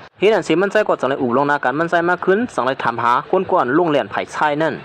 ผู้ลุกค้นคว้าไปยาเนี่ยแต่ยศยาเม็ดท้อในหัวถึงตีเลยเย้าข้าหาในก้นเลยก็มีค่ะนะอย่างไรมีตกตื่นลงเหรียญนั่นกุ้ยข้าวตีขึงไรในค่ะนะกุ้ยข้าวตกถือก้นในตาที่ส้มสอหาตัวเขาในอ่ำเสลงไงค่ะนะข้าที่ส้มสอหาเขาไรก็เพราะเรื่องเขาอย่าไม่เจอเมื่อกว่าแล้วมันก็ขันหามาเมื่อหนามึงซึ่งมันก็ในเตรียมลิงมาว่าป้อมมีเขาพิดปืนสั่งว่าเขามาทบกันสีลงไรมือเปียกกันกำเหลียวเยอะละตอนตานั่งซึ่งมันก็ตึกอยู่ที่ในเสียเรียนก็ไม่เท่าหมอนในอยู่ให้นั้นมันใจก็เอาผืนลิงได้มาอ่านปันนั่งซึ่งมันคืออ่างลาดอยู่ตั้งใบตั้งยาวนั่งซึ่งมันสัมพลงไรมือกบกูย่อกว่าอย่างงั้นไม่โอ้เจอลงไรมือเปียกได้ต่อเฮ้ยตั้งอ่านช่างก็ลงไรมือเปียกกำเหลียวเยอะเนี่ยมาเขาที่เขาปันเขาเอากุมณีเขากว่าได้ไรก็เนี่ยเขาปกติปิดกุมณีโยงผู้กลางนั้นเขามาทบกันตีรูมในปนั้นก็เลี้ยปนั้นก็ไม่เท่าไรยิ่งแม่เสียสั่งว่าสุดเดียเปียกกันเนี่ยเขาได้มาเกาใครเปลี่ยนรวมเปลี่ยนเหี้ยเหรอนั่นเห็นสิเมทัลนั่นก็จังไรมาอยู่ที่ห้องยาแทนกล้ามเห็นนั่นเหี้ยส่วนเขาย้ำในเมทัลนั่นป้ออยู่ดีๆเต้ซื่อก็อย่าไปคาดความกังเซอร์เขาหนาอันละที่เฮ็ดเธอตั้งปีนเขาในให้แห้งขึ้นมาที่ตีกันเนี่ยเขาย้ำเมทัลนั่นก็จังไรนอนปีนไว้อยู่ให้นั่นลวงตั้งต้องเมทัลนั่นก็จังไรห่างไกลมากก็เลยลอยปีนก้นขี้ลืมมาแทงแห้งหรือเก่าแทงให้นั่นอยู่เย้า เขายันมันกดสันคืนมาว่ามีเท่านอนฝันว่าสุสองโกติเปียดกันในในนะก้อยกำมันหือจีจะลงนอนฝันแต่ไหนโอ้มันจะค่ะมีเท่าเขาลงในมีเท่านอนฝันจำหนาละเขานั่นมีเท่าอย่าไปนอนเขาสองก้อนเปียดกันเลยในวันนั้นโอ้เสื้อเขาสองก้อนเปียดกันขั้นนะเมทัลได้ก็สั่งว่าลีเพราะฉะนั้นก็ปุ๊บปองมือดีขึ้นเนี่ยเอาบอลลงเลยมือกบกูมาปั่นเมทัลไว้เลยนะเขายันเมทัลได้ก็สั่งอะไรขึ้นมาซึ่งก็กูมือดีห้องหลูกุนสู้ก็ห้องมีนั่งสู้ก็ให้กันที่กูมือดีห้องเลยนะเฮ้ยมือกูนั่นเมทัลเอาแล้วก็วนว่าพวกเขาสองก็อยู่ดีเจ้ากูมือดีเดียวกันนั่นแหละซึ่งก็เขาเดินตีจำเจอกันมาเลยสิในอยู่เตรียมใครเปียดกันในวันนั้นเขายันก็หนังเก่ามันใส่ก็มีนาการขึ้นมาอีอวดเลยมันใส่ก็สั่งอะไรตีนั่งซึ่งมันว่าเพราะฉะนั้นก็เมทัลเขาเนี่ยปั่นสุดด้วยถึงเหี้ยวนะเขามีนาการหิมเนี่ยกว่าละพวกนั้นก็ก็ข้าเดียวกว่ากันข้าเมทัลเขาสว่างมืออยู่งงปองแกนอย่างนี้วันนั้นเขายันเมทัลเนี่ยก็สั่งอะไรใครในลานไส้มันมือก็เรียกนั่นตีนั่งซึ่งมันว่าลานไส้เป็นก้นจื้อคือพองเมื่อเมทัลนั้นใครถึงซื้อลานไส้มันนั้นก้อยหนังเก่านั่งซึ่งมันก็สั่งวนถึงปีไส้ก้อนหนึ่งอันมือเขาก็เรียกอยู่ซ้ำกันนั่นผู้ไส้ก้อนในกูเมียวหนาอาล่าเลยถึงตีมันนั่งสปอตหน่อยมาใส่เถียมไว้ผู้ไส้ก้อนให้มันนั่งก็สั่งบ่นอยู่ว่าให้สั่งหลานไส้เมทัลในเปรียบเหมือนกันตั้งผู้ไส้มือก็เล็กนั่นแก่ในอยู่ซึ่งคือก็ปีไส้ก้อนนั้นก็มีที่แล้วมือเหลียวในเหในวันนั้นที่เต้มันเป็นก็หักมันมือเหลียวในอมเจอโผมันนะแต่ลูกน้องซ้ำมันก็สั่งว่าป้อนเองค่ะลองในผู้หญิงก็นั้นลงในมือเปียดแล้วลองในห้องป้อนเลยหยับเสือก็เหอะแต่ที่เปียดกันในคณะไงเขาไงเงียบไงมันกินกล้วยเขาเนี่ยนะลองในห้องเลยตั้งวางแผนการดีๆเขานะซึ่งก็ยังไม่ท่องหูผมเป็นยังเขายังมันใส่ก็คือหัวนั่งซึ่งมันมีตั้งเยอะอันซึ่งหือในแหละที่เฮนั่งซึ่งมันหนีผาหาออกมาห้างก้อยก็เหลียวก้อยในวันนั้นเฮเอานั่งซึ่งมันกว่าเหตุการณ์ที่กลุ่มนี้มันกำเหลียวเห็นในวันนั้นหือมือวันนั้นเตี้ยนั่นมามูพ่อย่างเขาตั้งสองโกตึกขึ้นมาที่ในนั้นก้อยหนังเขานั่งซึ่งมันก็ตึกเรียนเจ้าหมาตัวใจซึ่งมันก็ย้อนเพื่อเป็นก้นกูมากูเมียวเลยมือเลยหัดหมานะก็หูมือหมาเมื่อนั่งซึ่งมันตึกเรียนเจ้าหมาอยู่นั่นก้อยหนังเขาใจซึ่งมันก็สั่งในขึ้นมาที่ในเสียย้อนปัวมันใจกูมาอะไรเป็นนั้นเกี่ยวเรียกเกี่ยวโง่ลงกว่าให้นั้นล้วนเขามาเหตุการณ์ที่เนี่ยมาด้วยถึงมาตัวเนี่ยเฮ็ดไหนไกเขาเนี่ยบ่เรียกเขาว่ามันใช่จังว่าเฮ้อปันมาด้วยถึงมาจังได๋มันไงน่ะปุ่นตีอยู่ในมายันนั้นมันใช่ก็สำหรับว่าเพราะฉะนั้นก็เฮาสู่ก็เฮ็ดนาการที่เนอะไปคนคว้าที่เนอะกุมนี้เฮานั่นเนี่ยอยู่ลวงในได้ตอนตานังซึ่งมันได้ก็ไงแง้มให้นั่นเฮียเฮ็ดนั่นสิลูกน้องใส่เสื้อมันก็สังไรอ่อนนั่งเสื้อมันขึ้นมาที่ในนั้นเฮียก็เลยลัดในนั่งเสื้อมันว่าก็ดีให้กันที่กุมนี้เฮาได้แลออกสั้นชิบหลายๆเด้อชิบตันในตกหมดอันวางเนี่ยสุดได้3ตันสุดได้อ่องลองได้แลว่าขันจะแก้งก็เนี่ยนะก้อยก็จึงก็ยาวบ่เลี้ยวหันถึงสู่เลยห้องสู่เขามาเฮ็ดกันนั่นนี่กุ้ยกะเขาหัวมันนั่งยาวเป็นดอกถือไผ่คนคว้ายาคือเข้มเลยคงสร้างไผ่ผ้าเลยคงสร้างผู้ซื้อกูลองอันจะเห็นเฮียงซักเฮ็ดเลยนั่นมันนั่งสังว่าลองในเฮาก็ฮู้มาอีอ้อนก็เนี่ยยังมันคนเหตุการณ์เก่าซึ่งก็สังอุกันอยู่ว่ายิ่งมาสาวหางดีที่มาเหตุการณ์ที่นี่เฮ้ยที่เลยหันสาวหางดีบ่ได้เด้กำนั้นที่เหตุการณ์มาได้บ่มียิ่งเข้ามาได้ไกลเบิ่นไหนคนใจเฮาเนี่ยเนาะเขาอย่างนั้นก็นั่งเขาลูกน้องสามสาวใจเจอในนั่งเจอมันก็สั่งเลยออกมาที่นั่นรีบในอยู่ยาวเห็นนั่นสิมันนั่งก็สั่งเลยมาต้องตักเหมือสูงกว่าเป็นโหนานั่นก็กับโหนานั่นได้ก็สำคัญสูงอีกเลยเยี่ยก็สั่งละที่ลูกน้องใจเจอมันว่าคนเห็นชุดจันสามขนาดหนึ่งก็มาเฮ็ดนาการจำเฮาได้เอานาการเฮาดูซุ่มเฮาว่าพอเลี้ยงเจ้าห้องมาน่ะเฮาดีอยู่ล่ะก็เลยเอามาก็มาสูงแค่มาสูงขี้ในก็สั่งว่า2สูสามารถสูเปลี่ยนเผาอยู่ที่เลยมาก็ยังบ่มาเฮ็ดการที่ไหนจะได้เฮ็ดจำปักเปลือกเฮาตำบังไว้เนี่ยเอามาอย่างไรมามันนั่งก็สั่งว่าไล่เข้ามันอย่าไปไม่เจอเขาแล้วเนี่ยเกี้ยกว่าเหตุการณ์เฮาได้ก็ค่ะที่อ่อนกว่ากำเลียวค่ะเฮ็ดนั่นสิเขาก็สั่งได้ว่านั่งซื้อมันเข้ากว่าด้วยที่เหตุการณ์เฮานั่นอยู่ยาวเขาอย่างนั้นมันนั่งก็สั่งได้ถามถึงตีเก็บเสียนไม้มันนั่งใครเรียบเฮ็ดด้วยตีเก็บเสียนไม้นั้นมีสั่งหลายๆนี่อยู่คิดนั่นสั่งนั้นว่าเฮ้ยสุดดีกว่าให้อย่างที่นั่นแหละเฮาก็ใครเรียบเฮ็ดด้วยเขานะสุเฮ็ดสุจันสามขนาดนึงก็สุดที่จะเฮ็ดฮู้เลยอย่างนั้นมันก็สั่งได้ยี่ว่าเสียนไม้นึงสิแล้วว่านี่นะนาการเตือนเฮาครับมานั่นสุก็เรียบเฮ็ดด้วยแหละแต่ฮู้สุมีบ่ก็ได้ก็ได้เรียบเต็มหมออ่านอยู่ก็ทางแท้บ่สู่หมออ่านแล้วสู่จังดีกว่าตัวอย่างที่เก็บเส้นไม้นั่นเขาอย่างนั้นก็หนังไอ้ผู้ชายคนนึงสารขึ้นมาเขาหมออ่านของเขาเนี่ยเฮ้ยพี่ไอ้ได้ก็เปลี่ยนเขาเฮ็ดซ่อมกันเสียเปลี่ยนพี่ไอ้ก้อนนึงนั่นเขาในเฮายำเฮ็ดมาซ่อมกันเข้านะหัวหน้าหลวงเมื่อเฮาขึ้นเฮ็ดนั่นเขาในก็เลยว่าแก่แต่งเขาเนี่ยนะเขาเป็นจุบน้องเฮาเฮ็ดให้เขาเนี่ยก้อยก็จื้อหือก็ย่อหัวหน้าก็ได้ก็ตึกว่านั่งซึ่งมันนั่นอำไปครึ่งตันตั้งเฮ็ดกันที่ไหนนี่อยู่พวกเขาแก่บ่นั่นก็เขาโคตรคว้าด้วยเกียนเฮาเก็บไรเลยปุ๊บทำมันนั้นหัวหน้าเฮาก็อย่าไปติ๊กเตียงเขาหรอลองให้เขาก็ตีเฮ็ดไรตอนเฮาเฮ็ดไรนั่นน่ะพวกแก่ก็มังไงมันก็อันนี้ก็ว่าเสียมาจังหัวหน้าเฮานั่นมันก็เป็นคนจังไหนก็นั่นตีเตียงเป็นคนเจอเหลียวนี่นะเจอเขาเป็นคนวนน้ำเนี่ยเสือลงหน้าการแก้มนะอะไรสุยก็อย่าไปเสือนะอะไรอุ่นเนี่ยตีเก็บเชียนไม้กว่าด้วยเลยนะค่ะปีใหญ่ลงเมื่อพ่อมันนั่งมาซอกด้วยเชียนไม้อยู่นั่นก็นั่งเก่าไอ้ผู้ชายก่อนเป็นสู้เก่ามันก่อนเป็นลานใจซื้อมันก็สั่งในคอดมาถึงดินอยู่ยาวบ่นถึงมาสุมาที่ในเที่ยงไหนเนาะสุมาซ้อมสามเม็ดเท่าไหนอย่าไปลาดนะว่าสุเขาเลยเอาเหมือนเงินข้ามเฮาในนั่นก้อยกาเขาอย่างนั้นก้อยนั่งเก่าใจเจือนก็สั่งในคอดมาถึงสีมือพ่ออ่านเขาตู้กันอยู่นั่นใจเจือนก็สั่งในหันเป็นซ้อมในก็สั่งว่าหน้าใจเฮาเนี่ยเขาตั้งหลายปีมาในเขาเจอผู้หญิงสิปอกก้อยกับมือเหลียวเนี่ยเขามาเจอชุนเนี่ยจื้อหือก็เยาะมันเซลลองธรรมดานะเฮาว่าเนี่ย ไอ้เนี่ยก็จังว่าเฮาฮู้เยอะว่าดีเตมันก็สูจะลำเตียนเฮามันก็ดังน้องเขียนต้องสูเนี่ยเนี่ยเนาะสูก็เฮ็ดจังมาเตนะเฮือนจนดังหน้าฉางเฮาจังไหนเนี่ยย่าไอ้เนี่ยก็อันที่ปุ่นหรือที่เหนือมันนังสุกันหน้าฉางไปอยู่จอมสูเนี่ยเฮาได้จำด้วยอันดังว่าบ่นั่นก็เฮียนสิบ่ย่านั่นก้อยนั่นก็นางเสือมันก็จังได๋ตินยวงมันก็ใจเจือเอานี่เข้าจอยก็คือดิดันเข้าจอยเขาน่ะเนี่ยอ๋อง่ายกินผาดินางเจืองเฮ็ดนั่นเยอะไอ้เนี่ยบุพรเขาตึกเถียงกันอวนอันโมเมอยู่นั่นก้อยนางเก่าเขาย่านั่นก้อยนางเก่าก่อนเป็นโหนาเขานั่นก็จังได๋ฮอดมาถึงที่ไหนเฮ้ไอ้เนี่ยบ่อยู่นั่นสุเวนพอนั่นสุเวนโพเฮาฮะก็ดีเจอโพน่ะไอ้เนี่ยบ่ลาลีว่าเต็มสำหรับโพเขาเป็นซื่อก็ยาวสุกอมก็ลีมาเป้กินข้าวจังนั้นนะเฮาว่าแต่ที่ในโครงการเนี่ยจะติสุอยู่ก็เร็วก็ซื่อก็ยาวเขาเป็นลูกน้องเฮาก็นึงเฮาก็ได้เฮ็ดการมันดอเขาสุยังไม่มาเป้กินลูกน้องเฮานางเสือมันก็จังได๋คือโคบ่พรผู้ชายก็ไหนมาหลายคิงเป็นไรนั่นเฮ้ยคือโคอีสานนั่นเน็ตออกกว่าแล้วจุกดีอยู่ที่ในดิเนี่ยก็เจอมันนางก็จังได๋ไปต้องคนหน้าเขาย่าไอ้ไหนก็จังได๋ละตอกคือที่หัวหน้านั่นว่าตอกตือโรงเรียนนั่นติมาที่โครงการเฮานะซุ่มเข้าไปเฮาได้ตอกตือนั่นติมาสอนปานการสูกเว้ยเขายังคิดในเรื่องยินจนก็จะเรียนเข้ามาหายผู้ชายคนไหนเสียแล้วว่าฮะใครผิดเผาปีอะไรเอ้าหูคนหลวกก็มึงคิดในก็มาซอยแถมนั่งซึ่งมันไว้ก็จังละที่นั่งซึ่งว่าก็ซอยแถมสูเนี่ยตื้อตั้งแต่ได้หุ้นซักผู้ลงเรียนนั่นเขายาวกันนะมีตื้อตั้งกากเป็นเขาเนี่ยวันนั้นนั่งซึ่งใครวันนั้นนั่งเขาที่เปิ้นเฮ็ดนั่นสิมันนั่งก็จังไรปอกมาเอาที่อยู่มันนั่งคืนเขาย่ำนั่นก็นั่งเก่าที่เนื้อพงมันนั่งก็จังไรมีผังหางหมักตาลงขึ้นมานั่นได้ก็เป็นลิกเตรียมส่งมานั่นก็เก่านั่นได้ก็ลิกเพิ่งก็ลิกใส่เสื้อมันนั่นก็เฮ้เมทาว่ามากินข้าวร่วมกันเสียก่อนวันนี้เดี๋ยวเพื่อนก็เขาได้กินข้าวไอ้ก่อนเขาอยากมันใส่สั่งว่ามันนั่งหิมเขาเลยนะเมทาใครหันบ่เขาตั้งสองคนนั่นกินข้าวหิมกันเนี่ยอ๋อเอาว่าแล้วเพื่อนก็นั่งก่อนมันก็เพราะมันนั่งอ่างที่โจตาบเขานั่นก็นั่งเก่าใส่จึงมันก็สั่งยุบพงขึ้นมาเสียอ่างในโป้ในเมทาเขานั่นเฮ้ยหลวงพ่อให้ไหนกว่าเหมือนนั่งซึ่งมันเลยหันเช่นนั้นก็สั่งว่าเฮ้ยไหนมันบ่แค่ก็คือมันหนูเฮ็ดไหนนี่โอ้ยอย่างเลยหมอเฮ็ดจังไหนมันติเหมือนกวนหักกันอีกนึงมันใจก็มลาดน้ำอีสังก็ทางไหนป้อแค่หางเตียงเขาสองก็กอดกันนั่นส่งบนเมทัลเขาอยู่เยอะก็ในเล่าลิ้วฮะดอกผู้หญิงบ่เจาะกอดไปเนี่ยเนาะกินข้าวบ่บานอีกมันก็กินข้าวนั้นน้ำดีแค่อีกนึงคืน7ปอกเหมือนหนังอันสุรัตน์เมื่อไกลนั่นน่ะเฮ้ยมันนางสัมปอกเกี้ยนเข้าลงไปให้นั่นย้อนพัวมืดนั่นมันพี่กันตั้งหลานใส่ซึ่งมันนั่นมันนางลาดว่าโผมันนั่นนึงคืน7ปอกในวันนั้นใส่ซึ่งมันลาดออกมาถึงที่มันนางสัมปอกเกี้ยนเข้าลงไปให้นั่นเห็นนั่นสิมันนางก็ตอนลูกเรียนออกมาที่ไหนกันอยู่แล้วเขายันปีซ้ายก่อนหุ่นซักกับดังมันนางนั่นก็ตื้อเฮ็ดหน้ากันอยู่เขายันหัวหน้าเขาก็จังว่าเฮ้ยไอ้นี่มื้อได้ดังสูบน้องมื้อเฮ็ดกันเฮ็ดซื่อหือพ่องหน้าการปันเขาเฮ็ดพ่องให้เลยโอ้อะไรเขาย่านายผู้ชายก็ได้ก็ตื้อกว่าหันนางซื้อมันตึกนางอยู่นั่นสิมันก็สังไรห้องลาที่นางซื้อมันนั่นว่าสุดเลยเฮ็ดหน้าการแคบเรียบสิก่อนนะหัวหน้าเฮาลัดว่าเจ้าส่งไปตีเลย7ด้วยที่เชียนไม้นั่นในวันนั้นเฮ็ดเอาหน้าการในก็เฮ็ดด้วยเลยนะเขายันมันก็ใครซอยแถมนางซื้อมันในวันนั้นเอาหน้าการง่ายๆปานนางซื้อมันก็เฮ็ดด้วยนี่อยู่คือการลองในหือที่เจอลองอยากตอนตานางซื้อมันในครึ่งชั่วโมงก็ยาวตูดีงามอยู่เฮ้ยก็เฮ็ดมาเป็นบ่มไรนี่เขาว่าครึ่งชั่วโมงนี่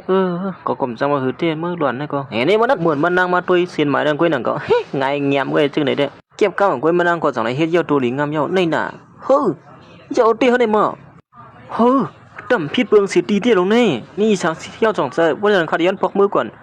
นยันปีไอก็เลยกูหันมานาการมานั่งเฮ็ดแคมเลยจังว่ามีเทียงอันนึงกำก็เฮ็ดมาเป็นวงเนี่ยย่ำย่อยปอกมันนั่งเฮ็ดได้แล้วว่าไว้จ่างอะไรมั้งเคยยันปีไอก็เลยกูสั่งเลยเอาเส้นไม้อันนึงปันนั่งซึ่งมันก็เฮ็ดด้วยเทียงอันนึงที่นั่นอยู่ยาว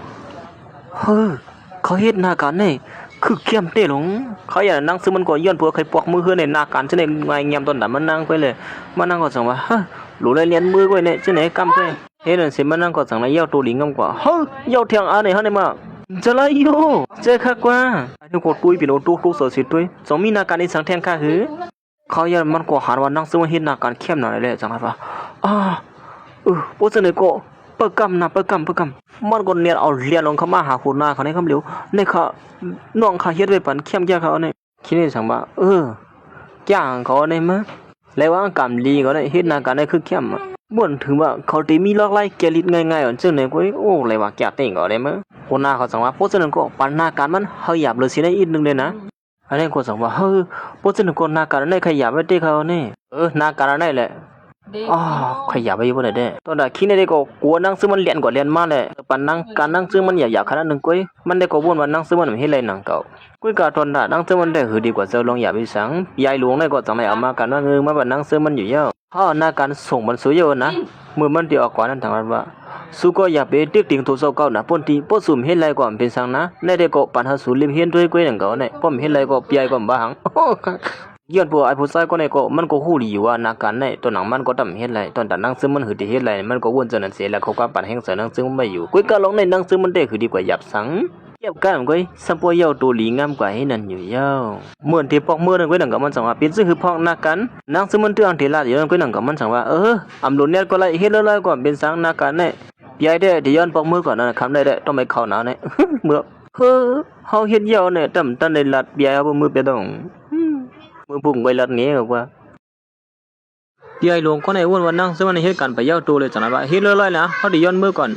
ดีเดมันยาวนั่งซึ่งมันซะบ่เฮ็ดยาวตัวสิมือไกลยาวย้อนปัวมันนั่งเป็นผู้ลงเรียนอันเผอๆก็คลายตัวนั่นเขายังก็นั่งก็ไม่เท่าใจซึ่งมันก็สารเตรียมลิงมาหามันนะหามันเมื่อตุ้ยถึงอีก1มื้อเหลมื้อเช้าอีก1ที่ห้องยานั่นอยู่ก็เหลียวในเงาหนาลาในวันนั้นเฮ็ดนั่นสิมันนั่งก็สั่งไรคืนกามาหาเมทัลที่ห้องยานั่นอยู่ยาวเขายังนั้นก็นั่งก็เฮ็ดให้ออมมองมันนั่งคิดตกลงมาเลยเมทัลนั่นก็สั่งไรยิบขึ้นมาดีเดมันยาวออมมองนั่นเป็นออมมองใส่เสื้อคือเขาสืบกันมานั่นมันนั่งก็สั่งไรที่เมทัลเขานั่นมีโคตรตอนนั้นในก้อยอันปันมันนั่งไว้นั่นในอยู่มันนั่งหัวเมทัลก่อนมันละถึงนั่นเป็นเมทัลเท่ๆเขาเนี่ยเมทัลก็ในก็สั่งไรหันแค่ทางนั้นสิถามมันได้เป็นเพลล่ะในมันนั่งก็สั่งไรลาดขึ้นมาเล่งหลงก้อน1ก้อยกามันนั่งหัวคนก็นั่นเป็นเมเขาเย้าเมื่ออย่างเมทัลในสั่งลาดขึ้นมาอ๋อเขาเป็นเมซัวเลยน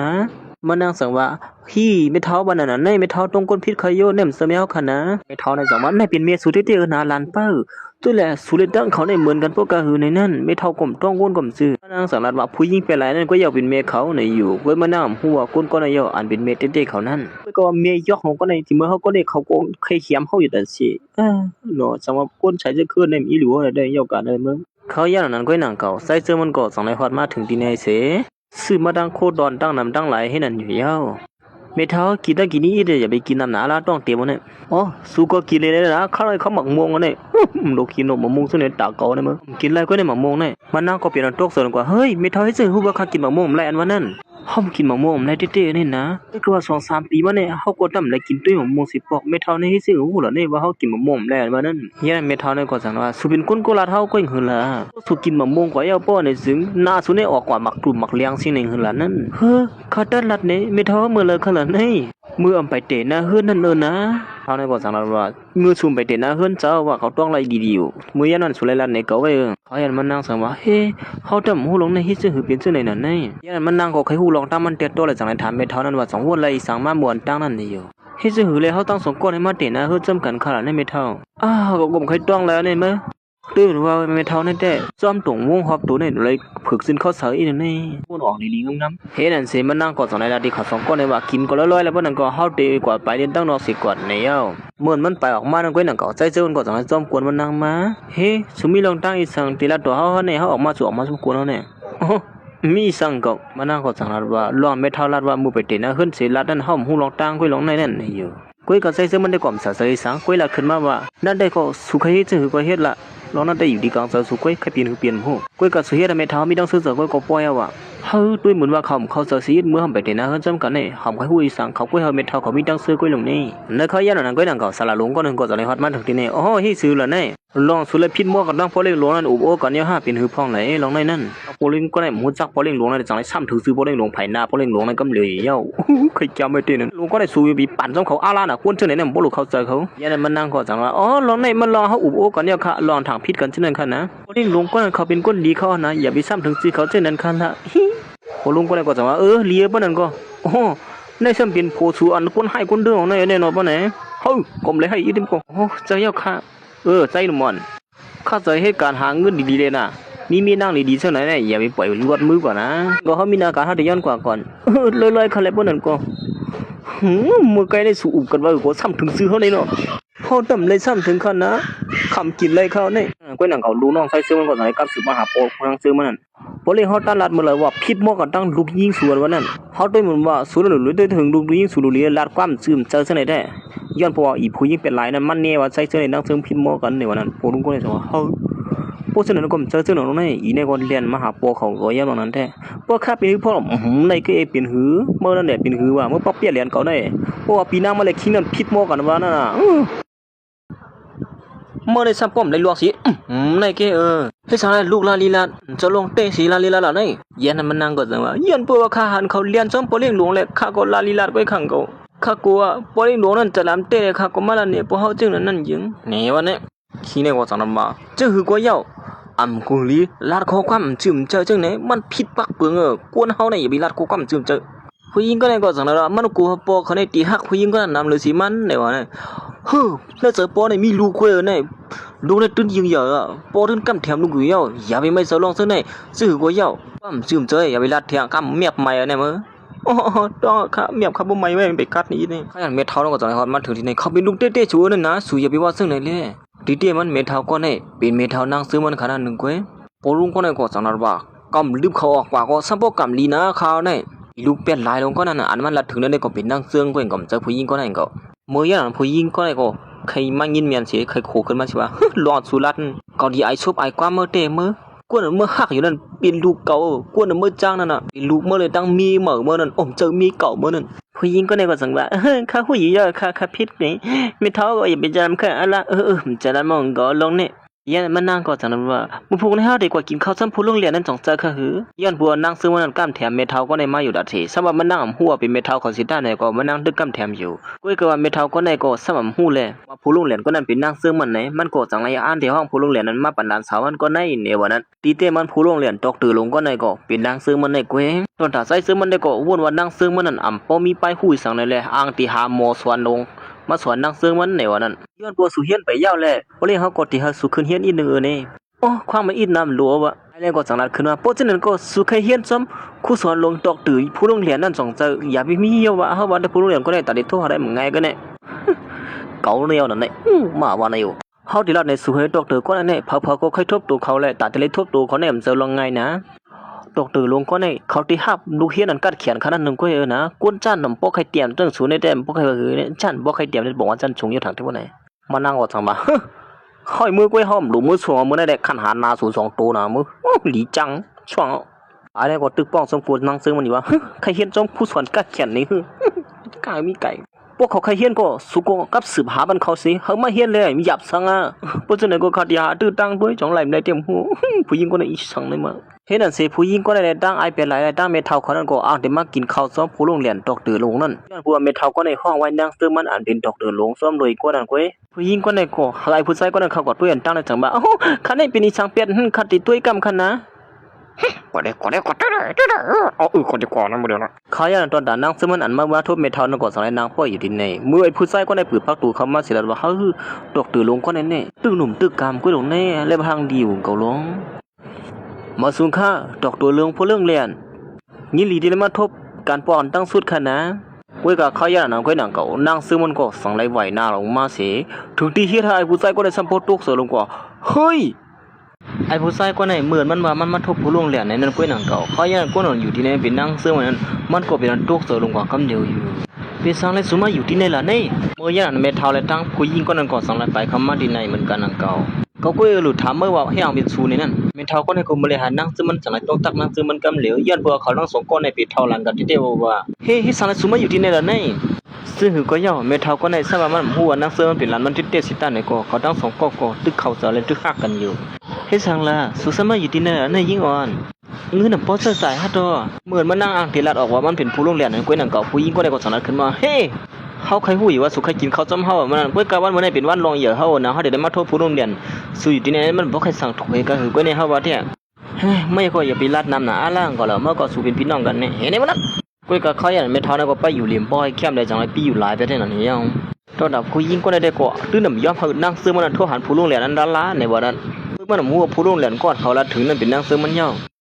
วอันเฮาละก็เมื่อไกลเฮ็ดเฮาสุ่มปิ้งปอดใส่ก็เฮาได้กินน้ำในเต็นตังเราเสียยอมน้ำตั้งพิษดินสู้อยู่เห็นในว่านั้นเหมือนมันอังเดียวมาหัดเสนั่งเสื้อนั่งคุยนั่งก็นั่งเสื้อบ่ได้อีนักหัดมันนั่งขึ้นกำเหลียวให้นั่นอยู่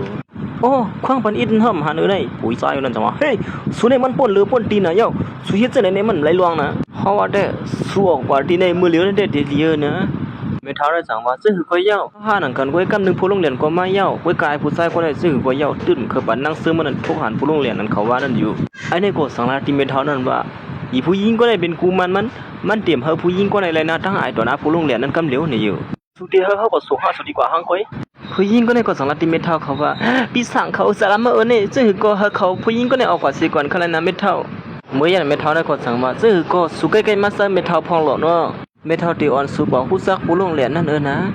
ผู้หญิงก็เลยสั่งว่าแห้งเมทัลก้นผู้ลงเหรียญในแห้งไปมาถึงจะเมื่อไกลเพิ่นห้อมหันหน้าตาเขาในมาผู้สนับสนุนเมทัลเตรียมดีขาที่รู้ว่าเด็กใครว่าหือนั่นมานั่งสารกันว่ารวยอะค่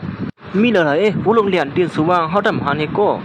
็สุดีลาดว่าสูเป็นผู้ลงเหรียญกว่านั้นในกว่าแน่เมทัลในก็สั่งมาเฮ้เขาจะมีดีแล้วนะด็อกเตอร์ผู้ลงเหรียญกว่านั้นแน่เขาอย่างนั้นตั้งปีเมทัลในก็สั่งให้แห้งลงขึ้นมาทีเดียวว่าเขาก็สั่งให้วันเมทัลในนั่งลงที่ไหนเสียเมื่ออย่างนั้นนั่งเสริมคนเด็ดก็เอากอกน้ำนั่นเสียมาปั่นเมทัลนั่นกินเพราะว่าดังยาเตียนมันนั่งค้นคว้าขึ้นมานั่นปั่นเมทัลกินอยู่ย่อผู้หญิงก็เลยสั่งว่าสุปั่นเมทัลกินอีสั่งมาไหนป้อเขาเป็นสิลองมาในส่วนนี้บนพันไหลข้างในในวันนั้นเขาก็สั่งให้วันเมทัลในมาส่งถึงที่ห้องยานั่นอยู่ย่อมันนั่งสั่งว่ายาที่เขาตึกของสาวมาเมื่อเนี่ยมองเผาตีไรลองตั้งมันอยู่ก็เป็นไรนะเขาอย่างนั้นก็หนังเก่าอ้วนจะได้ก็สอนเขียนออกมาที่ไหนเสียว่าน้องปอลุงก็ในเป็นหือนั่นเมทัลเป็นหือพ่องบินหือพ่องล่ะเมทัลสูงที่ถึงปีที่ตายไว้นั่นข้างว่าหมูจุกไปตายนั่นนี่นั่นมันจากระดับไอ้ในเด็กดังผู้หญิงก็เลยพิษมอกันเลยที่ทำเมทัลนั่นจะลามในปีลุ่มปักคายกว่าในวันนั้นผู้หญิงก็เลยไผ่เนี่ยดังพี่นำปัดหนึ่งกันบ้างเลยเขาอย่างปอลุงก็เลยก็สอนให้ผ่าเพื่อข้ามมันนั่งซื้อมันกำเลยย่อมมาอีนั่งลุกไรล่วงเฮ็ดอะไรมาเฮ็ดจังเลยเมื่อลูกก่อนเนี่ยผมเคยขับมาปิดดูก่อนอีกเลยนี่วันนั้นปอกมือดีขึ้นอย่าไปปอกมาได้ที่ปอกเขาอย่างไปหนังเขาใจเจืองก็สอนเรียนมาให้การนั่งซื้อมันกำเหลียวดีเต็มมันร้องในสุดสั่งสอนลูกสาวสู่ห้อมถูรีเขามาสู้ยงหนังเก่าเพื่อก็ว่าเมทัลเขาเลยเจอเขานะ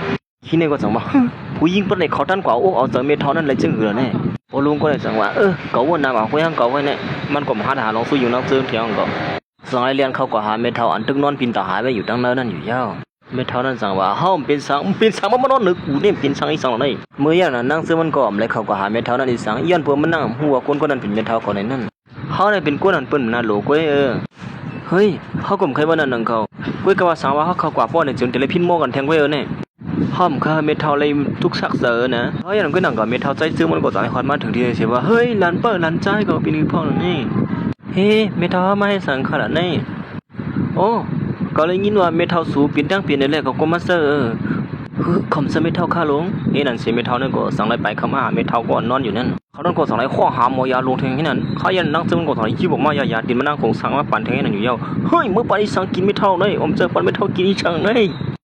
เมื่อนั่งซึ่งมันเอายาเลี้ยงเมทัลนั่นก็นั่งก่อก้อนเป็นปอกเขาสั่งละมันนั่งว่าสัวปั่นจังเขากินอะไรฮะเขายันเมทัลใส่ซึ่งมันสั่งละขึ้นมาเมื่อเดมันสุหักมีสุกี้มซื้อหือเฮ็ดสังเขาเนียนจนกับว่าเขาตั้งไปถึงหือสุบเรียนจังลูยิงเขาอย่าล่ะแห่ในวันนั้นปอลุงก็เลยจะมาเฮ้ยแล้วเราสังขนาดนี้คำซื้อลูยิงเขาเลยตั้งคนยิงนั่นค่ะนะอีผู้ยิงก็ได้นั่นเขาลูยิงเขาตั้งคนยิงนั่นแห่ในวันนั้นยันเมทัลนั่นก็สั่งว่าผู้ยิงก็ได้จ้าเหมือนกับนั่งคนยิงสีมันหือดีกว่าจะลูยิงเขาหลานป้าก็ได้ก็ย่ออันเหมือนนั่นในอยู่ซึ่งมันสั่งว่าไม่ท้อเป็นตั้งปีเที่ยงนะราคาเนี่ยเขาว่าได้ปองมือก่อนนะไม่ท้อละเตี้ยนะลองได้แน่ว่ามีศักดิ์ศรีบีละได้ไหมไม่ท้อศักดิ์ศรีมีกระเหล่าเนี่ยไม่ท้อนะก็หลงลืมแค่นั้นยังมันก็สั่งเอาโก้จี้ขึ้นมาเอาโก้จี้ก็ปลาเหยียนนั่นขนาดนั้นไม่ท้ออย่าไปวุ่นนะมั้งนั่นเสียใจเจินก็สั่งได้ว่านะไม่ท้อนะมืออยู่เศร้าอยู่แล้วไม่ท้อในลาตินังซึ่งเราเฮ้ยเมื่อในเฮ็ดสุดทุกเสือเยอะเนี่ยผู้หญิงคนในเน็ตตัดความไม่ท้อกำเหลวไม่ท้อหรือเสือเสียขาละในวันนั้นหลายในก็สั่งว่าไม่ท้อหรือเสือกูนั่นกำไก่ออกกว่าที่ไหนอย่าไปมาอยู่เศร้าที่ไหนยันนั้นเมทัลในก็สั่งในรัดขึ้นมาว่าอย่าไปว่าซึ่งที่เขาเลยนะขี้ในก็สั่งรัดขึ้นว่าไม่เขาอย่าไปว่าซึ่งในเขาเลยนะยอดเปลือกเขาเสียเฮียทำมีเขาเลยคือลูกยาในขนาดผู้หญิงคนนั้นจะลูกเขาเลยตั้งคนจริงลูกมีเขาเนี่ยในวันนั้นเขายันนั้นมันนั่งก็สั่งในเอายานั้นวันเมทัลว่านี่เป็นยาเตียนข้าโคกสร้างขึ้นมาเขานะมันนั่งก็โกเป็นหู้ลองตั้งมันเป็นตกตื่นเน้นจากขึ้นมานี่เป็นยาเตียนข้าบนซึ่งมาปั่นเขาเนี่ยนะสั่งว่าคนยิ่งเป็นสั่งซื้อสิลองกินไล่ล้อนรับเนี่ยก็กินยาในเขาเลยนะเขาย้อนกว่าคนขันหันหน้าตาเขาจะเนี่ยนะมือสามว่าคนยิ่งเนี่ยตัวถึงเฮาสิมือก็เลยเนี่ยเฮาเต็มตัวถึงเก่าขั้นหันหน้าหมดสูงมือไม่ปาเนี่ยก็สั่งว่ายินส้มเขาเสือเนี่ยไม่เท่าได้ลงแน่เขามาทบมีเขาตั้ง10 ปีเนี่ยมีเขาตีเจ้าอ่อนย้อนปืนยาในกวักเหลียวฮะเปียเหี่ยวเลยจังไว้ยังมือเหลียวเลยซุ่มโครงสร้างเขาตึกที่ค้นคว้ายาคือเข้มขึ้นมากเขานะเขาดีเจ้าเงินกูซื้อกูลองหาซื้อมันมากอะไรค่ะป้าเนี่ยก็สั่งว่าตั้งเป็นเมนเนี่ยเป็นตั้งเป็นนั่นคือเข้มเลยหาหยาบสิเพื่อนเนี่ยตั้งเป็นเฉยๆแต่ที่หาอะไรได้เหมือนง่ายๆก็ตั้งเป็นคือเข้มกับทหารมึงที่ยุดยันมันจะลองไง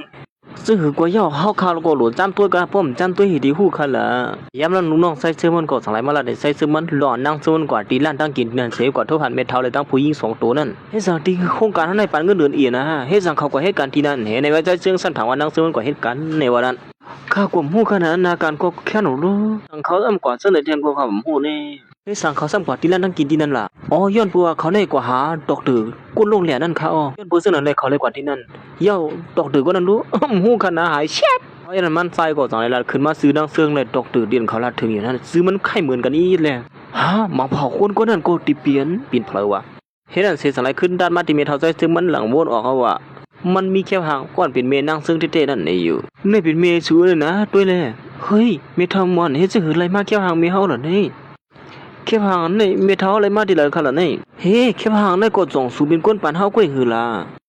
ว่าหือก็เฮ็ดสังกูซื้อกูลองในเฮาต้องไรล่ะนี่มันนางก็จังได๋ถามถึงว่าเมทัลนั้นกินอีสังในอยู่อ๋อกินสันเปียกอันวันๆนั่นน่ะเขาช่วยเอาตองดีเดียเมทัลเนี่ยมันเลยกินเลยมันนางก็จังว่าเมทัลเนี่ยไปหมออ๋อนี่เลยว่าเขาไข้ลงมาแห้งๆเตเนี่ยมันลืมไงเตหลงเขาย่างนั้นก็หนังเก่าก้อนเป็นใจเสื้อมันก็สังเลยฮอดมาถึงที่ในเสเมทัลเนี่ยพอใครต้องอีสังลายย่าหลงในเมทัลเนี่ยก็บ่เลยยินจังนั้นปิ้งปอดเสขึ้นมากำเลยมือว่าวิวาก็หมออ๋อได้ถูกต้องเลยกูซื้อกูลองก่อนเนอะมันก็อยู่เขาย่างนั้นนั่งซื้อมันก็จังเลยเสถามเมทัลนั้นว่ามือว่าในใจซื้อมันใส่ยาวอีสังในอยู่เขาย่างเมทัลนั้นก็สังให้ลัดขึ้นมาใส่ยาวใส่ซื้อมันว่าเป็นสีสังเลยวันนั้นวันไหนก็ใส่อีสังมือซื้อนั้นใส่หือนี่เมทัลนั้นก็เป็นนั้นต้องเลยกูซื้อกูลองให้นั่นอยู่ยาวก้อยก็ลองซื้อในเมทัลซ้ำต้องเลยกูซื้อกูลองในนั่งซื้อมันจังเลยขึ้นมาว่าด้วยว่าเมทัลในร้อนเขาเสในเขาตื้นต้องเลยอยู่หลงในเปลี่ยนหือล่ะเมื่อว่าหมอเขาเนี่ยต้องเลยก็ขี้ลิ้วมันว่านั่นเมทัลเขาซ้ำไปลัดป้าว่าทรงหือดูเลยมีนางมาตั้งต้องเลยอยู่ว่าเมื่อซื้อยังเขาเลยที่หนึ่งเมื่อเด้งก่อนนี่เมทัลสมัสไปปะขายองตอนตัดใจเจืองก็ลักยิ้มให้นั่นเนี่ยเห็นสิมือพอดมันนำมาเปิดก้าอยู่นั่นก้อยหนังก็สามีก้าลำหนึ่งหอดมาถึงที่ไหนขึ้นก้ามาจำเฮาเลยนะอ๋ออันเป็นสังเขาขับเรือทับจางมาเอาอะเมทัลชุดขี่ก้าจำเฮานี่อ๋อบ่จันก็เอาว่าเล็กขึ้นก็ขึ้นเยอะแล้วก็มาก่อนเกลือก้าเนี่ยมันใจก็กลัวเมทัลขอมยุ่มบ่าเขาขี่ก้าจำกันเนี่ยเห็นอันสิเขาทั้งสองก็จังไหนพวกแค่พังจำกันสิ2-3ปุ่งเห็นอยู่เยอะเห็นไหนกว่ามันก็หึงจำอินเห็นนั่นสิมือพ่อที่ไม่ให้การนั้นผู้หญิงก็ในก็สังในลัทธิมันนั่งว่าพอเล่นั่นเขามีเมียสุดในนาการจึงหือสิเข้ามาหาเขาอันวันนั้นก็มันตื้นน้ำออกมาเนาะเฮาว่าแท้อิ่มสามันก็สุดในเป็นกวนในอันกุ๊กแก๊กในขนาดนึงก้อยเขายันมันก็สังลักขึ้นมาว่ามันได้ผิดหมอผู้โรงเรียนนั้นสิมาซอยแถมก็หามันที่โครงการที่ใดนั่นนี่อยู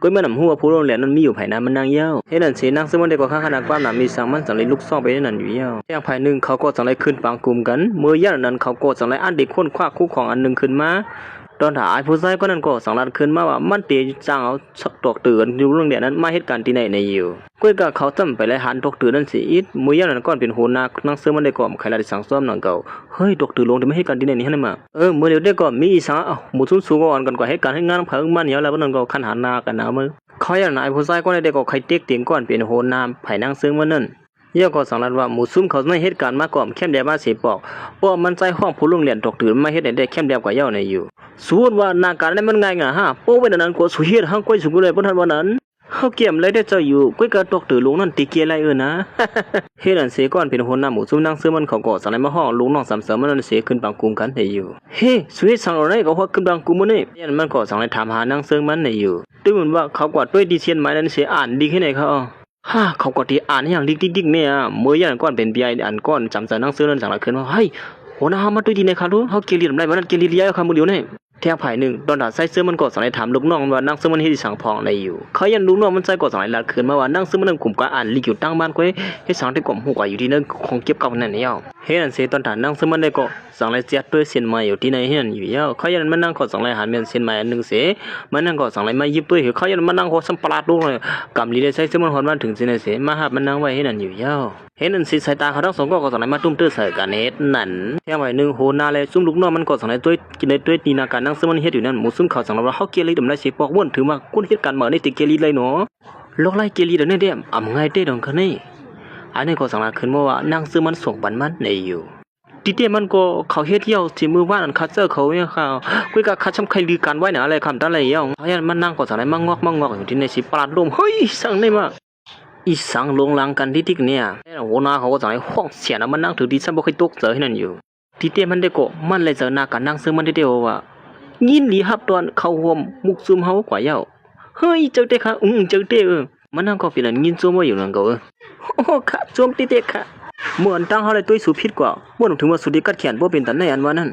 จะเรียกว่าบ่ถึงว่าสุดที่มาเฮกันมาก้อยนำกัดสุดที่กัดแขนบ่เป็นตันในอันว่านั้นก้อยก็ไอ้ผู้ชายก็ได้ก็ถืออ่างเสืออ่างสีนางเสือมันอยู่ดิกๆว่าผู้โรงเรียนกว่านั้นเต็มมายิบกรรมที่ไหนอยู่ให้นั่นติ๊กๆอยู่ยาว ไอ้นี่ก็สองวนอยู่ว่านั่งซึ่งมันมือตั้งก็กัดแขนบ่นถึงว่าติมาที่ในก็กัดแขนเหมือนกันกุ้ยก็จึงก่อมไปเป็นยานตาจึงเฮาก็อันวางนี่มันน่ะก็ใครวันได้ก่อมไปแขนเป็นผู้เลยอันเดียนมันที่ห้องมาในกว่าสมัครแขนก็อันวางนี่กุ้ยก็หมู่ซุ่มเขายินเสียงจื้อดอกเตอร์อันวางนั่นก็สารขึ้นว่าโอ้ยดอกเตอร์ก็นั่นติมาที่ไหนนี่ฮะในมาสาวเฮาเลยฮับโคตรสังสรรค์ที่เขาได้เฮาที่มีตั้งซื้อเสตนี่นะลมกันที่ตัวต้นขึ้นนี่กุ้ยกับผู้ยินนางซื้อมันได้ยุ่มที่น่ะน้องน่ะมือพ่อมันละสังซื้อมันนางเด้แต่ไอ้นี่ก็ตึ้มมาเต็กเตียงก้อนเป็นโหนางนางซื้อมันอยู่ให้ไหนนี่ดิสังว่าสุเฮ็ดจังได๋เด้เฮาผู้ลงเหรียญมาสั่งสอนสุภาพก็เลยก็นะนางซึ่งมันก็สังว่าเขายำละไหลกำบ่ก็ที่มาช่วยนาการว่าไอ้นี่มาเอาชื่อเสียงก็มาละตีเปื้อนดีๆก็งองมือไหลน่ะพักเก๋มากำได้มือลูกน้องมันใส่ก็สั่งถามว่าเฮ้ยโหนาเฮายำกว่าปันคนมันเขียนอีสังที่เขาเฮ็ดขนาดนี้มาเฮาโหมซ้ำเขาเฮ็ดคันเนี่ย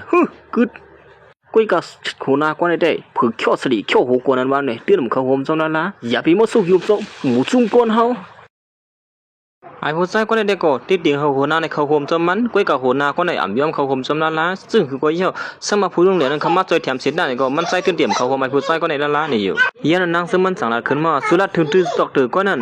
เสื่องสิ่งเขาซึ่งนั่นนี่เขาหันถึงซ้อมอยู่ฮะไอ้นี่ก็สองวนอยู่ว่าเขาชำติทำสุยสังก้อยกับเขายันนั้นมันก็สองวนอยู่ว่าตอกตือก็นั่นมือพองยันนั้นเขาก็ทุบหันเขามือย่ำนั้นจกตือก็มาเผาที่เป็นเขาให้มาแต่หมดซุ่มเขาจะในกล่อมเขาคมสมันถ่อมกล้ามหัวหน้าเขาในก้อยหัวหน้าเขาว่าซึ่งคือก็ว่าซึ่งนั้นก้อยนี่อยู่มึงยินอยู่ขนาดมือเห็นแล้วก็ไม่เนี่ยด้วยว่าเขาเอาอ่างเสียงจึงในชูมไปพร้อมเจอเขาในเนาะเพราะฉะนั้นก็เขียนก้อยสูแล้วพอสุ่มใครอะไรก็การนำมาหาตื้อตั้งดีตันตาสูในสุ่มใครถ่อมเขาความรัดเขาพอสูแก้วเขาไปแล้วนั่นมือฮือในปานมากำเหลียผู้ลุงเหรียญนาการชูคือเข้มว่าที่เฮ็ดออกมาเลยจึงหือว่านั่นเขายันนั่งซึ่งมันก็สั่งไปออกมาสิลัดขึ้นมาว่าห้ามาตากันเนี่ยเพราะฉะนั้นอันนั้นก็สู้กัวฮะโตก็เจ้าหน้าเขาได้ที่กูก็จะที่เฮต้ากันจึงหือเลยนั่งซึ่งมันสั่งลัดขึ้นว่าสมามุกซุ่มเฮาเฮ็ดนาการพันสู่เข้มเรียบเรียบเสียก็ดอกตือเตียนสุรัดถึงอยู่นั่นอ่ำมาสวยแถมนาการสู่บ่ในสึงเดี๋ยวในเกาะสุเตียมมาสุกยุงจมุกซุ่มเฮาแทงมือยันมันก็สั่งในหับความตานั่งซึ่งมันกว่าอีกยาวเขาในก็สั่งลัดขึ้นว่าเฮาเฮ็ดอะไรอยู่ซึ่งนั้นข้าหัวหน้าแห้งหัวหน้าเฮาตึงเหมือนนิดๆล่ะเอ้ยเฮาเฮ็ดอะไรเอาพี่เป้จ่อซะเจอจ่าตอนตาลูกน้องใส่ซึ่งมันได้ก็เปิ้งมาหับนั่งซึ่งมันมาเปิดอยู่ที่ไหนกดพึกกันอีสังเฮียงโป๊ะกันดึกได้มาเพราะกันชี้โกมาเหลียวกันมันก็เขายันมันคนเนียนโหกล้ามาหับนั่งซึ่งมันกำเหลียวให้นั่นอยู่ขึ้นกล้ามาเลยจุกอย่างที่ได้เยอะๆเลยเขายันมันนั่งซึ่งมันก็สั่งเกี่ยวขึ้นกล้ากว่าตอนนั้นเมปาเป็นหลายลงก็มาหาเมทัลใส่ซึ่งมันก้อยกันด้วยเหมือนว่าเมทัลใส่ซึ่งมันคาบดอนสิก็คือก็ว่าได้โม่ออกกว่าได้เด็ดดีๆนะ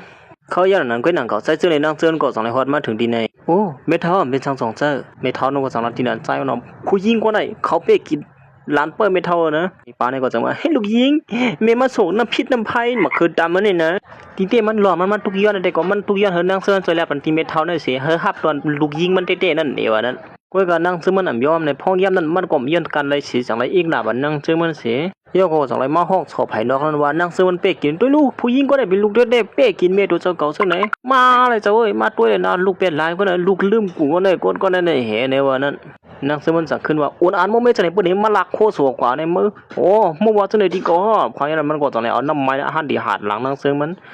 นกำนี้เลยใจซึ่งมันมาเหตุนั้นคือเขาย้ำไว้ให้นั่นอยู่มันก็มือเลยหันจังนั้นเรียนไปไว้ไปเจอความวันนี้นะเรียนไปก็อยู่ชุกชักไอ้กำยังกินควันในมือเห็นนั่นสิใจซึ่งมันก็ย้อนปวงงานน้ำไม้เลยนั่งซึ่งมันสั่งไรมาตาบรรยายามันให้นั่นอยู่เขาย้อนนั้นตอนตาผู้หญิงเป็นหลายในก็สั่งไรลักเขามาหายี่บ่พงเยอะก็สั่งไรกับสิบหาจู่มันเสลันว่าลองตั้งอันเขาตีห้องผู้ลงเหรียญมามันไอ้นั่นก็สั่งลันที่มันนั่งว่าสู้ยุ่มเซอร์เลยอยู่ห้าสู้ห้องผู้ลงเหรียญมามันนั้นยุ่มเซอร์เลยก็เรียกการคัดดินห้องมาเลยผู้ลงเหรียญนะนั้นไอ้นั่นคงเสียอย่างผู้หญิงก็ได้ก็ไหนก็ผู้หญิงก็ได้ชมเสียอย่างไม่เท่านั่งจึงก็จะอย่างมันจะอย่างกว่าไอ้นั่นที่เยอะเยอะนั้นมันก็สั่งไรเตรียมดีกว่าหาที่นั่งซึ่งมันเสียเฮเกลิดประมาณอันนึงที่นั่นอยู่เยอะคุยกับใครยันนั่งซึ่งมันก็สั่งไรละออกมาขึ้นว่ามันห้าปุ่นพ่อนาการอันเดียวก็มันห้าปุ่นพ่อนาการวันเพอแทงในอยู่เมื่อใครยันก็นั่งก็มีเมปาสองก็มีลูกเทงกันอยู่เมปาก็ได้ป้องหลานลูกไส้มันรัวผู้หญิงก็เป็นก็ห้าลูกไส้มันนั่นเหตุการณ์เลยร้องมีเงินสั่งเลยอันที่ป่วยพาเปียดย้อนผู้หญิงก็ได้เป็นตั้งเป็นแก้มไว้ในอยู่เขามีเงินนะเพราะเป็นอะไรแต่ที่ยศชาเขาเราป่วยเปียดก็เลยก้นเชิงไหนในอยู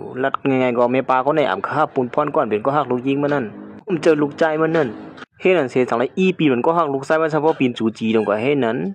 เมื่อกำนี้นั่งซึ่งมันอยู่ที่ในเสียซอยแถมเอาไว้ด้านคืดเขาย้ำผู้หญิงก็ในก็สั่งเลยทุกย้อนหันนั่งซึ่งมันเน็ตกับสืบหาพี่ใหญ่เขาในอยู่เขายันนั่งซึ่งมันก็สั่งเลยกับสืบหาพี่ใหญ่ผู้หญิงก็นั่นเมื่อเหลียวน้องสาวสูบเปลี่ยนเฮี้ยงไว้เขาหรืออะไรย้อนผ่าตาตั้งแต่เมื่อเหลียวเนี่ยบางอย่างมึงขันแล้วเขายันผู้หญิงก็ในก็สั่งเลยควัดมาถึงที่ในเสียมาแล้วเขากำถามในที่เหนือนั่งซึ่งมันในผู้หญิงก็ในคนที่หยองมาซ้อมผู้ชายก็เหมือนเช่นไหนก็ไม่ได้ที่อ่ะยันก็นั่งก็ก้อนเปลี่ยนใจผู้หญิงก็ในก็สั่งเลยควัดมาถึง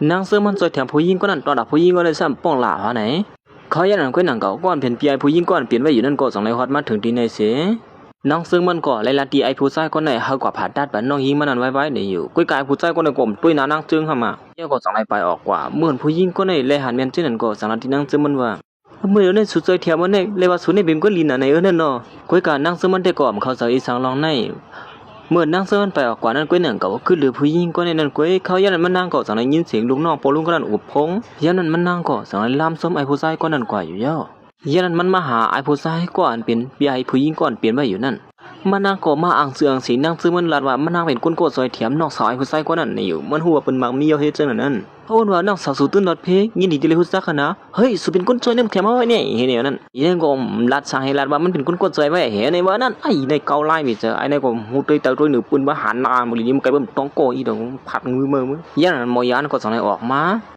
ลองเข้มแล้วกว่าเยาลองยดยานได้อย่าไปไม่สังอีสังนี่อยู่ตอนได้ผู้ชายก็ในก็มือเลยหัวน้องสามันรถเพียวก็เป็นอารมณ์โอ้ลมเสือลงไว้เฮ็ดนั้นเฮ็ดนั้นเสียผู้หญิงก็ในก็นั่งคือที่จำเจอไอ้ผู้ชายก็ในสังลัดขึ้นมาว่าในวันตึงมาว่าสุมีโลดร่างซอยแถมน้องสาวสู่จังหือในก็กับสืบมาหาอะไรแต่เสียนะเห็นในวันนั้นอีในเกาไลน์เต็มมือเขายันผู้หญิงก็ในก็สองในปล่อยออกกว่าเฮ็ดนั้นยันนั้นสองในตัดมาขึ้นตีนางเสือมันตอนตัดสู้ไอ้ผู้หญิงเมื่อไกลนั้นก็สองในฮอดมาถึงที่นั่นเสียมาสมสุขสมเกาสมนางเสือมันอยู่เฮ็ดนั้นตึกลาดว่านางซึ่งมันเฮ็ดนากิรินาการในแอมได้ละซึ่งคือก็เฮาว่าได้สุยำกันแล้วล่ะหาตากันไว้นั่นนี่อยู่ยันนั้นสามีไอ้ผู้ชายก็หนึ่งลาดลงขึ้นมาลุกขึ้นปังกลุ่มรองนาการเขาอันดาที่เฮ็ดกว่าดังนั้นยาวในอยู่เฮ็ดนั้นเสียสังตัดมาที่เนื้อปังกลุ่มของยันนั้นเขาก็สังมาอุโบกันดาพี่ไอ้ก็ได้ก็เป็นแห่งเสือนางซึ่งมันสมานนาการเขานั้นไปเข้มแล้วยอดตัวลิงงามก่อนเป็นสังในอยู่อย่าไปเจอเรียกล้าในยาวก้อยกันนางซึ่งมันสิบ่เฮ็ดเข้มแล้วยอดลองในนั้นตอนได้ผู้ชายก็ได้ก็มันอกมันเจ้าอยู่ก็อย่างนั้นก็ให้กันเสนอจังว่าซื่อคือเขาเย้าห้อมเป้เขาก่อนเป็นสังผู้ชายก่อนเสียด้วยนาการนั้นจังหลัดขึ้นมาว่าหมู่ซุ่มนางซึ่งเขานั้นเฮ็ดไว้5วันค่อยก็เย้าตัวเยี่ยมแล้วเป็นดิยองเท่ๆว่าในอยู่สมาเขาที่กินก็ให้กันมาก็วนถึงว่าเขาได้มีลอกไล่กัดเขียนว่าเป็นดันไหนรอนะห้องกูก็มาที่นั่นก็ตอนได้มาโอ้เลยเฮียนฮู้พร้อมๆกันกว่าได้นะเขาอย่างนั้นเขาก็สั่งแล้วเอานาการนั่งซึ่งอ่างคงสร้างออกมาอันเฮ็ดปังการร่วมปั่นกลางเฮาสิเฮ็ดไผฟ้าออกมานั่นว่าเขี้ยวหน่อยมาลงไปจังได๋เขาได้ก็อ่อนกันย่องๆที่เดือดดังซึ่งมันเขาได้ลอกไล่แกลีได้เข้มแลบได้คึกเข้มเต้ๆได้นะไอ้เขาซึ่งได้ก็อ่อนย่องๆนั่งซึ่งมันโหซึ่งได้แก่เต้น้อยๆเฮ็ดนาการนี่คือเข้มแก่โอ้โหซึ่งได้เลยว่าแก่เต้เฮานับยามสุดแก่นี่นะยันนั้นคิดในก็สารที่หัวหน้าเขาว่าเฮ้ยหัวหน้าเขาก็หู้ในลงในนี่ก็กลมหู้เต้งก็เกาแก่บ่ไหนเด้อเขายันนั้นไอ้ผู้ชายคนไหนก็เฮ็ดจังตบมือขึ้นมาแก่ตะแก่งก็ก้อยกำไปเป็นยานตาจึงเฮาก็เฮ็ดได้ว่านั้นโอ้หน้าการสุนี่เหมือนกับดังตกถือคงสร้างออกมาเต้เนาะเมื่อใครว่าเหือไอ้เนี่ยยันนั้นผู้หญิงคนไหนก็จังไรไปมาที่ในสิลันว่าเขาในลักเอาหน้าการตกตื่นนั่นมาก็อยู่ในเห็นในว่านั้นสมาหมาบแน่ว่านางซึ่งมันลักเอาหน้าการตกตื่นลงนั่นเลยอยู่ก้อยกำหมู่ซุ่มขำหัวนางซึ่งมันย่อเป็นตกตื่นลงนั่นเขาก็บอกว่าอยู่เลยให้สั่งอะไรเขาเฮ็ดนาการนั่นคือแค่บ่เป็นนั่นในที่เตี้ยมันก็เขาหลักนาการเบิ่นมากก็หลงโอนาก็ได้สั่งว่าสุเวนกวนไผเนาะให้สั่งสูงบุงน้ำมุงตาเข้ามาที่ไหนล่ะในเป็นก็ห้องมาเนี่ยไอ้นั่นก็มันก็สั่งลัดขึ้นมาเฮาตั้งเสริมมาหาปีศาจเฮาแต่ที่มาส่งนาการคือเข้มอันผู้โรงเรียนคงสร้างออกมาปานนี้นั่นนะเดี๋ยวก็มาลาว่าผู้หญิงก็ได้หลักเอานาการตกหรือลงนั้นออกมาก่อน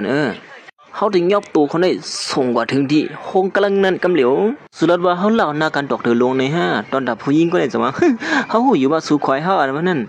กุ้ยกาสู่ก็หูยุ่มซื้อหือมันเป็นซื้อหือมาหลอนสุเฮ็ดสังมันปอดสุ่มยุ่มก็ปอดด้วยเลยนะย้อนปัวเขามีนาการตกเธอลงคงสาออกมาได้นะได้มีอยู่ที่ในมือเขาเนี่ยตอนได้ในก็ตึกโขสีเปียงปอหันเจอไว้อยู่เฮ็ดนั่นก็ยันนั้นได้ก็สุดว่าเขาเล่าหน้าการในสุมีศักดิ์ศรีเองให้มันนั่งก็สั่งเรามีกว่าพวกยิ้มก็ด้วยดีในเลยนะผู้หญิงก็ในโฮมบ้านดังเมฆเขามาตามตั้งพิษนั่งซึ่งมันว่านั่งซึ่งมันหล่ามาโคของเปิ้นในนั่นก้วยกะขำหัวโคของเตียนนั่งซึ่งมันหล่าออกมานั่นเป็นทางตัวนั่งซึ่งมันก็เฮ็ดออกมาก้วยแม่ป้าก็ในก็สั่งนั้นว่าลูกหญิงแม่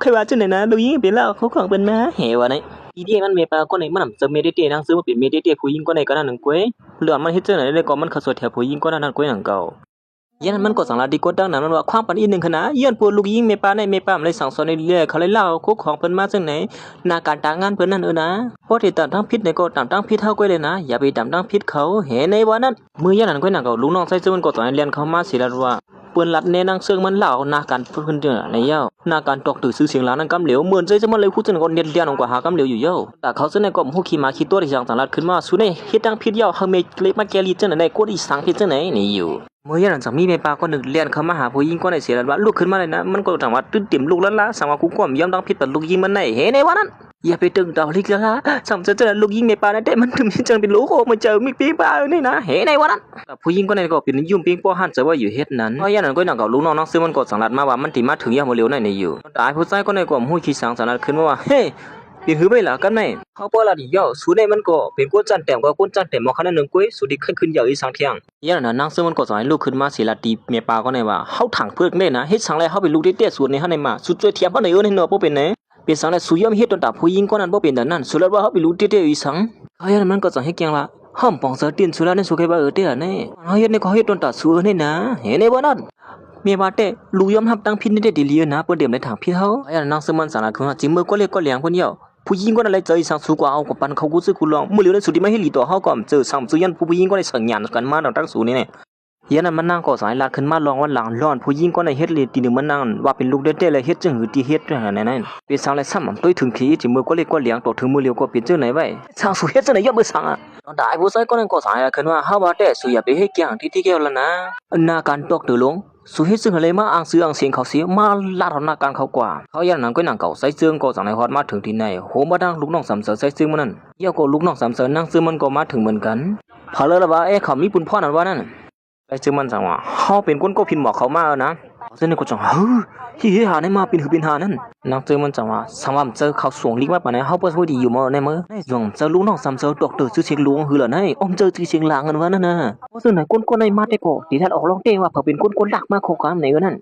ตอนตาไอ้ผู้นั้นก็จังว่าคนเดียวเขาเนี่ยถูกตีพิมพ์หมอกผู้ร้องซ้ำเสอตกตื่นลวงมาตอนตามีนางตีให้มากุ้ยกะหลอนมันใส่ละเท่านั้นก็มันเคยให้การนางเจืองกุ้ยก็หีดีกว่าเจอไล่ย่าไอ้ผู้ชายคนนั้นก็สั่งเลยถามขึ้นมาว่าหลอนมาที่นั่นอาการนั้นเป็นหน้าการผู้หญิงเจอมึกนั่นเห็นในวันนั้นไอ้ผู้ชายคนนั้นสั่งนั้นขึ้นมาเฮ้ยมันหือดีกว่าเจอเดี๋ยวหน้าการตกตื่นลวงกว่าปันเพิ่นละไงเชื่อหืออันนี้ก็สั่งเลยเมียนนาเมียนตามาเสียว่าหลอนเขามาที่นั่นก็ย้อนปวนหน้าการตกตื่นลวงนั้นถูกยันลากกว่าเลยเขาเลยมาซ้อมหานั่นหญิงเจอนั่นค่ะไอ้นั่นก็สั่งว่าเลียบ่จังก็สู้ถูดีเปลี่ยนศักดิ์ศรีปันบ่เล่งลงเฮาในปานนั้นแท้เขาอย่าหนาลูกน้องสามเสือนั่งซึ่งมันก็สั่งให้นางลงมาสิเนี่ยว่าเขาเคยฮู้เตี้ยว่าสุดิซับเลี้ยงเนี่ยซึ่งหือมันน่ะซับเลี้ยงเนี่ยติรู้เขาอย่ามันก็สั่งนัดขึ้นมาว่าเฮาลืมนั่งซึ่งมันออกกว่าเสียมกะเดี๋ยวก็ตีโรงเรียนจังน่ะเฮามานั่งไหนอย่าไปเลยเฮียนที่เราเลยเที่ยงไหนอยู่อ๋อเป็นจังนั้นเนาะแต่ผู้หญิงก็ได้ไปฮู้เรื่องต่างมันติดกวยขี้กับแล้วแท้เมื่อล่ะที่ลูกน้องสามเสือนั่งซึ่งมันอยู่เฮ็ดนั้นที่เฮามันถูกเมียนจ้อมพักปืนอยู่คะร้องได้อย่าไปไม่เจอเขาที่ขับขึงกับเหลียวเนี่ยนาการในเฮาดํในปันสูเดี๋ยวก็เขาซ้ำติเฮ็ดซื่อหลักมาหลายละในร้องแน่เมื่ออย่างนั้นถูกที่มานั่งสะบดตกเสือก็เฮ้ยอย่างไหนเฮาได้ร้อนเป็นกว่าแล้วได้ก็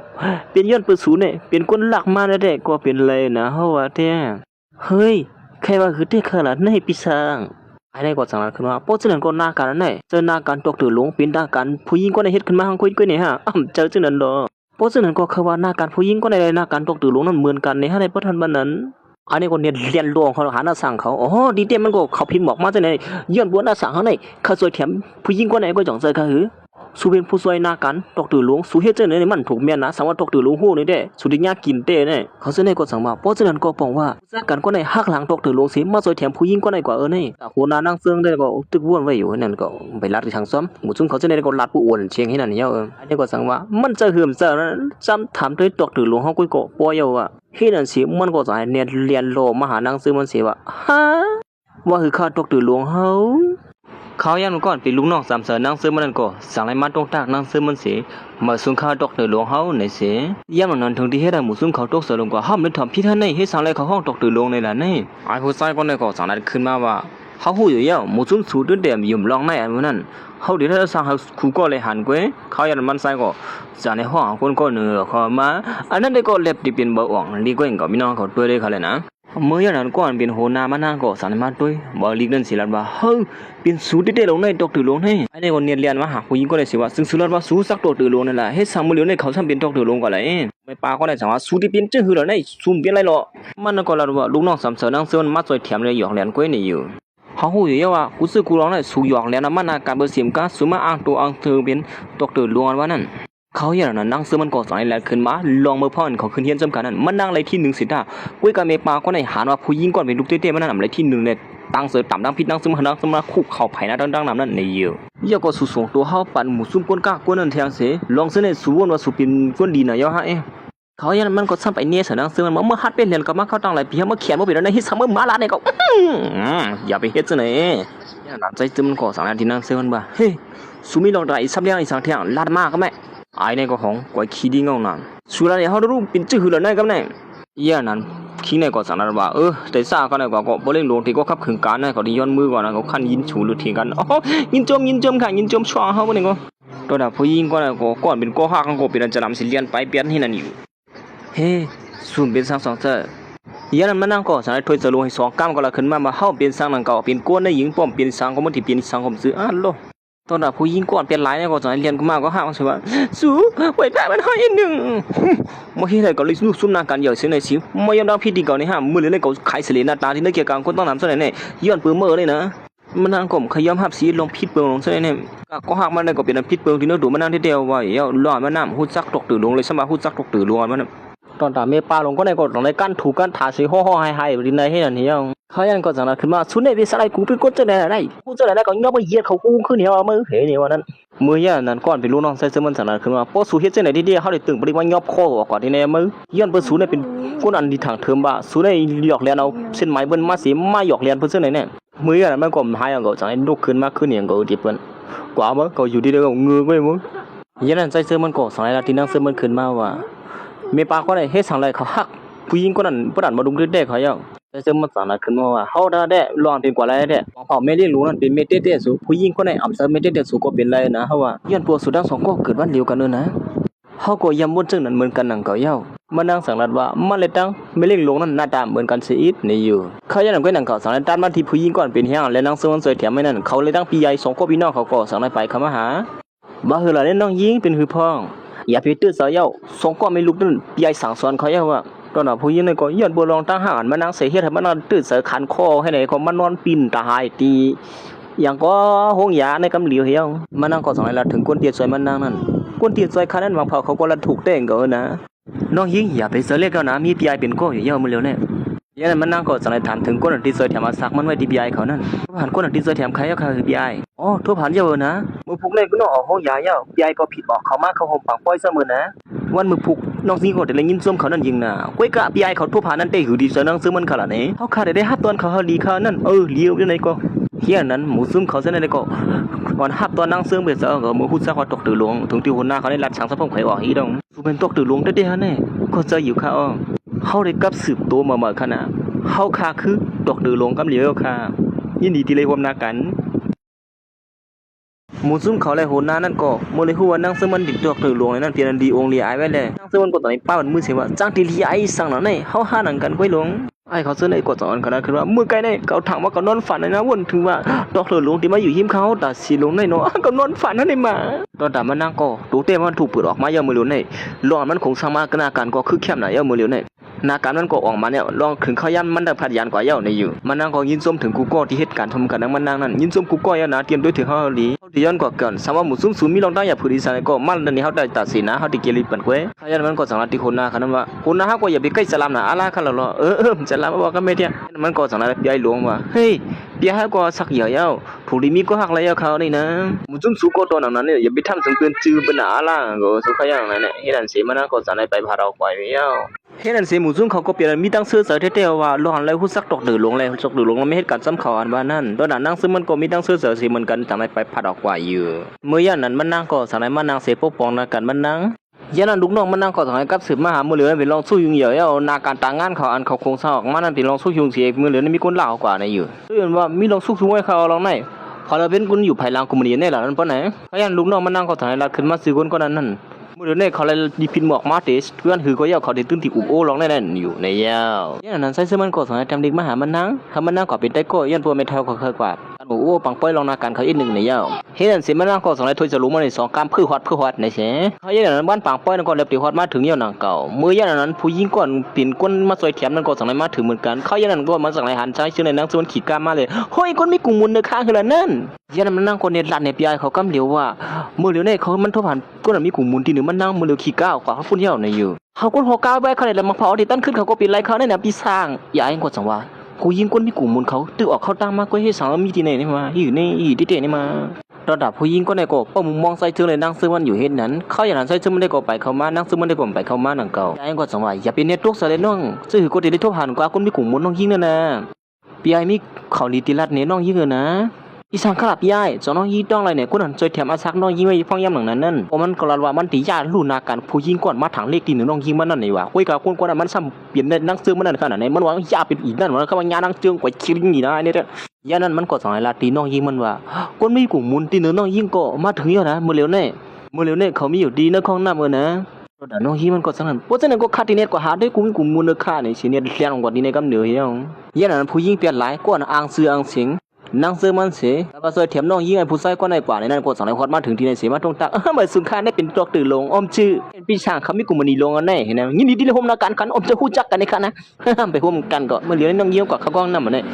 สองส่วนน้องยิงคำหันก็นะน้องยิงคือผู้ยิงก็ได้ใครนักขี่ตาเงาไว้เองดึงย่ำหลังนั้นเด็กมึงเมื่อยันนั้นนั่งซื้อมันก็สั่งให้ปืนพักดูลงเข้ามาเฮ็ดไหนผู้ยิงก็ได้เลยหานั่งซื้อมันก็สั่งว่าเฮ้ยผู้ยิงก็ได้ยิงจึงมาดีในมันก็เปลี่ยนลมขัวกูผู้ยิงก็ได้มาหันไปนั่งซื้อมันสิลองเตะมันติดปืนออกกันว่านั่นก็จะให้เก่งว่าสุดทั้งสองก็อบกันก่อนเลยนะเขาจะยันกว่ากันแค่นี้ก็มันกดสั่งในช่วงก่อนที่ในกำเหลียวเหี้ยก็ที่คือเรื่องให้กำได้ยากกี่ที่เตะนี่มั้ยย่านนั้นมันก็จะในไปเขามาหานั่งซื้อมันสิว่าเฮ้ยสุมาให้สั่งที่ไหนล่ะได้เห็นในวันนั้นก็จะให้เก่งละขึ้นว่าลองตกตื่นหลงนั้นเขาย้ำดังพี่ตีนสุดเตะนี่นะสุหยับยาวดังพี่ดิฉันเดียวเห็นในวันนั้นมันถูกเนี่ยไอ้ผู้ชายก็นั่นหยอกแหลมไม่เฮามันเฮ็ดจังนั้นก้อยในอยู่เขาก็ไม่ได้ทุบหันกันหึงเหี่ยวที่ในกวนนำหนาแล้วเขาก็อุกกันดักทีมลิ5เห็นในวันนั้นมันกลัวนั่งซื้อมันมาปืดตัวที่ในเลยกลัวนั่งซื้อมันย่าลูกเหลียวนาการมันเขาขยันดังพี่ตีนสุดเตะนี่นะเพื่อก็นั่งซื้อมันนั่นขยันมันก็สั่งในเนี่ยว่านั่งซื้อมันอีปีนตายมันนี่อยู่เขายันไอ้ผู้ชายก็นั่นก็สั่งในฮอดมาถึงทีในกำเหลียวไอ้ก้อนเป็นผู้ก็สั่งลัดขึ้นมาเฮ้สุวิบุญพ่อสั่งเฮ็ดให้เป็นหนึ่งเพื่อนจึงในล่ะนายสมัครสุบินตกตื่นลงสีด้านในก็สุ่มมีบุญพ่อตัดที่มาให้ได้ก็ดังน้ำซะไหนนะโอ้ก็เหลียวก็งงมันจะได้ว่าน้องน้ำก็มั้งดีอ้ามแก่เนาะยิ่งก็ในก็สั่งให้เจอมาอย่างนั้นว่าเมื่อพ่ออย่างนั้นเขาก็แค่อีเขาปีนตาหายก็เขาแค่นั้นมีสั่งกับยางสั่งนะเนี่ยผมหูขี้สั่งให้เปิ้นไปแล้วน้องก็ตึกบ้านนั่งซึ่งไพ่แทงอยู่นั่งซึ่งก็ตัวแถมน้องยิงไว้บ่ถึงว่าสุดได้เป็นคนเปลี่ยนลายลงซะไหนเนาะเฮ็ดให้ที่น้องยิงหอมกันอีนักเพิ่นปาซะไหนเขาจังมื้อน่ะมื้อเห็นในวันนั้นนั่งซึ่งมันสั่งบ่เขายามเฮ็ดให้อีสังที่1สุดได้ถึงจุเฮ็ดใส่ที่เนี่ยเขาคนเจอมึกเรื่องสนังสูเนี่ยพากูฮู้จักกันว่าสุเฮ็ดให้ที่1น้องยิงห้องล่ะเขาเฮ็ดนาการสูลูกซุ่มก็เลี้ยวหน้าเข้าไปเด้อเขายันมันก็สั่งให้สั่งกวนอ่างที่มันยอบตัวนั่งซึ่งมันในอยู่เมื่อยันนั้นก็ดังก้อนเป็นน้องยิงคนเนี่ยเลี้ยงออกมาที่นี่อย่าไปเฮ็ดอีสังที่1เขานะไอ้ผู้ชายคนนั้นฮู้ว่าก้อนมันหลายอยู่นั่นเป็นก้อนช่วยแถมน้องสาวมันเขายันนั้นน้องสาวมันก็สั่งให้มาเรียนเฮกลางบันนั่งซึ่งมันนั่นกำเหลียวอยู่ยาวอย่าไปเฮ็ดซื่อไหนเขาเลยนะเขาเป็นก้นช่วยแถมใครไว้เฮ็ดสมัยเฮกลางมันเขาซื่อไหนแล้วนั่นน้องยิงมันก็สั่งให้ขึ้นมาว่าเขาเนี่ยอยากเป็นก้นช่วยแถมเขานั่นเหมือนไอ้ผู้ชายก็ในฮู้สนามเปลี่ยนตกสนองกว่าเฮ้ยว่าคือเขาล่ะไหนอำเสผู้หญิงก็ในให้ก้อนช่วยแถมน้องยิงไว้อันว่านั่นผู้หญิงก็ในตาหือขึ้นน้องน่ะเปลี่ยนสูเนี่ยก้อนลาเฮาเพราะอย่างนั้นอย่างนั้นก็ดังเก่าใจจึงคนเรียนโลมาที่ในเหมือนกันดังเก่าเฮ้สองสูเป็นสังหืออันเป็นสังก้อยเขาอย่างนั้นปีไอ้ผู้หญิงก็นก็สังอาทิผู้หญิงเป็นไรเลยมาเฮ้สูอ่างซื้ออ่างเสียงเพิ่นจะได้มีดังเสื้อหนาเลยเนาะเฮ้มันใครว่าหือล่ะนะมันจะจังนั้นนะสุดใจแถมให้อีกนึงเนี่ยนะอันนี้ก็สังนั้นว่าย่อเขา2ตัวนี่ออกกว่าที่นบางป้อยในกำเหลียวคันหันหน้าเขาออกค่ะลักตัว2ก้อนออกกำเหลียวยงเฮ้ยอย่าไปเฮ็ดจังได๋ได้นะปล่อยเขาแหละปล่อยเขาอันนี้ก็เนี่ยยอมดังพี่ตีนนั่งซื้อมันที่เดียวบางเขาความมันอีนึงนะตีนเฮาเลยถูกบนเปียเลียนสิมาตำน้ำพิษสุนัยมื้อยามนั้นนั่งซื้อมันงึงักงีกเลยผู้หญิงก็เลยสั่งแลนเข้ามาเฮ้ยซึ่งก็อย่าปีไอ้เฮาในเขาฮู้เลยเขาเลยถังพี่ตีนสู้กับเขาเนี่ยนะความมันเขาเสียค่ะเลียไอ้นั่นสินั่งซื้อมันก็สั่งให้ยอมความปันอยู่ยาวยันนั้นก็นั่งเก่าโปผู้ชายก็นั่งก็สั่งให้ฮอดมาถึงที่ไหนอ๋อเมื่อกี้เนี่ยมีคนมาสู้ยุงชักย่างค่ะหรือบ่ออกกว่าค่ะนะเลี้ยวว่าป้อมเป็นจังนั้นก็มื้อเขา2ก็ผมมีอะไรหันไปนั่งซื้อมันก็นั่งก็เป็นตกเสือลงกว่าคำนี้เฮ้ยย้อนปัวเขาต้อง2ก้อนในฮู้ซักโปเมนั่งซึ่งมันเขาในเหมือนกันดังคุณยิ่งหลงเต้หลงในมีน้ำมันสามารถเป็นความได้หรอมีปีปลาหลงน้ำบนเนียนจนกว่าหือหล่ะกินกว่าสามารถบ่สุ่มยุ่มกว่าเขาที่ส่งแค่พังในสูกเว้ยดากเขา2ตัวผมมีในก็มาจะลำเสียพิษหม้อกันให้แนวน่ะไอ้ผู้ชายก็ในก็ย้อนผู้หญิงก็ได้เสียมันก็ย่านลือออกมาซะนั่นเฮ้ยมันคือมันกันไหนเปลี่ยนย้อนมือเลยเป็นหางงูนั่นเสียจังเลยตันไม่ดีเขา2ก็ผมมีนั่นจังเลยเอาแค่พังไม่นั่งซึ่งมันมาด้วยเสียแล้วว่าตัวรู้เหมือนกันเต้เนี่ยก้อยก็ได้ความสัตว์เฮานั่นก็เป็นพี่น้องผาแผ่กันดังซึ่งมันนั่นก้อยอย่างนั้นมึงกูในหน้าตากูเหมือนกันว่าเป็นแนวนี่มาขี้ในก็สั่งว่าเฮ้ยผู้เป็นเจ้าไหนก็ตึงลัดเนี่ยขี้ในกำเหลียวเนี่ยเฮ้ฮัลโหลพี่สั่งก็ดิเนี่ยเอาทหารผู้หญิงคนนึงหน้าตาเหมือนกันดังปักคิงกันเนี่ยนะแทงไผ่1ใส่ซึ่งในนั่งซึ่งมันก็สั่งให้มาอู่กันอยู่ว่าใส่ซึ่งมันสั่งว่าด้วยเหมือนว่าผู้หญิงคนนั้นเล็บหักหรือสิผู้หญิงคนนั้นหักหรือสูๆเหมือนนุกเต้ๆเนาะ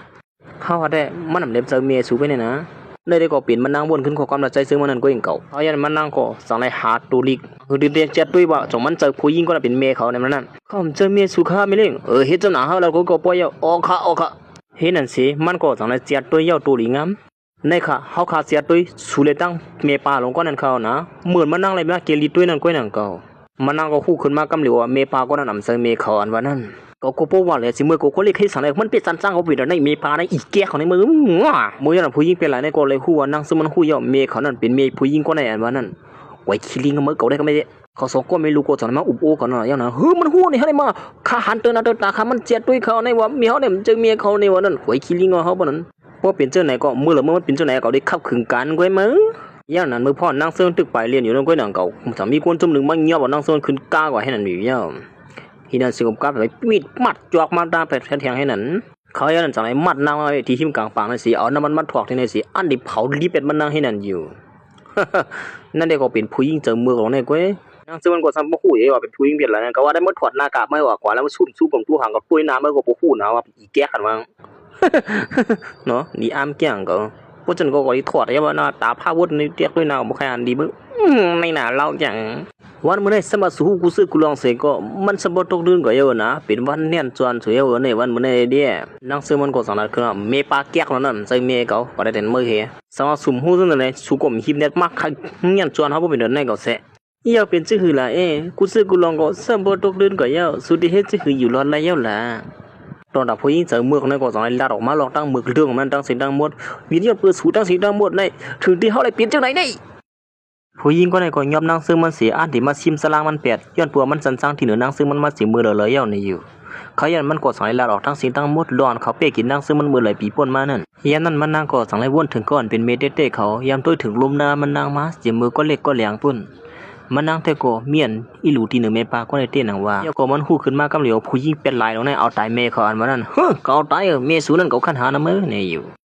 ่สุอยากเป็นเนี่ยตกเจอหนาอันละสุก็จะเลยกว่าอยู่ซ้ำกันเยอะนะอำเภอสังในเอายันมันก็สั่งให้ยิบไฟขีดขึ้นมาสิอันเด็บเผาเป็นนั่งซึ่งมันนั่นกำเหลียวอยู่ยาวก็ว่าแต่วันเมื่อนั่นเด้สุก็อยู่ซ้ำกันเยอะละสุสองก็ไม่รู้ก็สั่งให้ไฟขีดนั้นถือเหมือนนั่งซึ่งมันกำเหลียวเสียก็เขายันกำลีเลยมีหมูซุ่มใส่ซื้อมันเขาฮอดมาถึงที่ไหนเลยมาซอยแถมนั่งซื้อมันไว้ดันคืดเขายามให้นั่นอยู่โอ้มาดังก่อนเป็นโปนั่งซื้อมันผ่ามือข้ามลูกยิงเปลี่ยนลายมันก็ในกำเหลียวเปลี่ยนมือด้วยมือเฮ็ดคือเดียวอีแก่ซุ่มเปลี่ยนสองซื้อน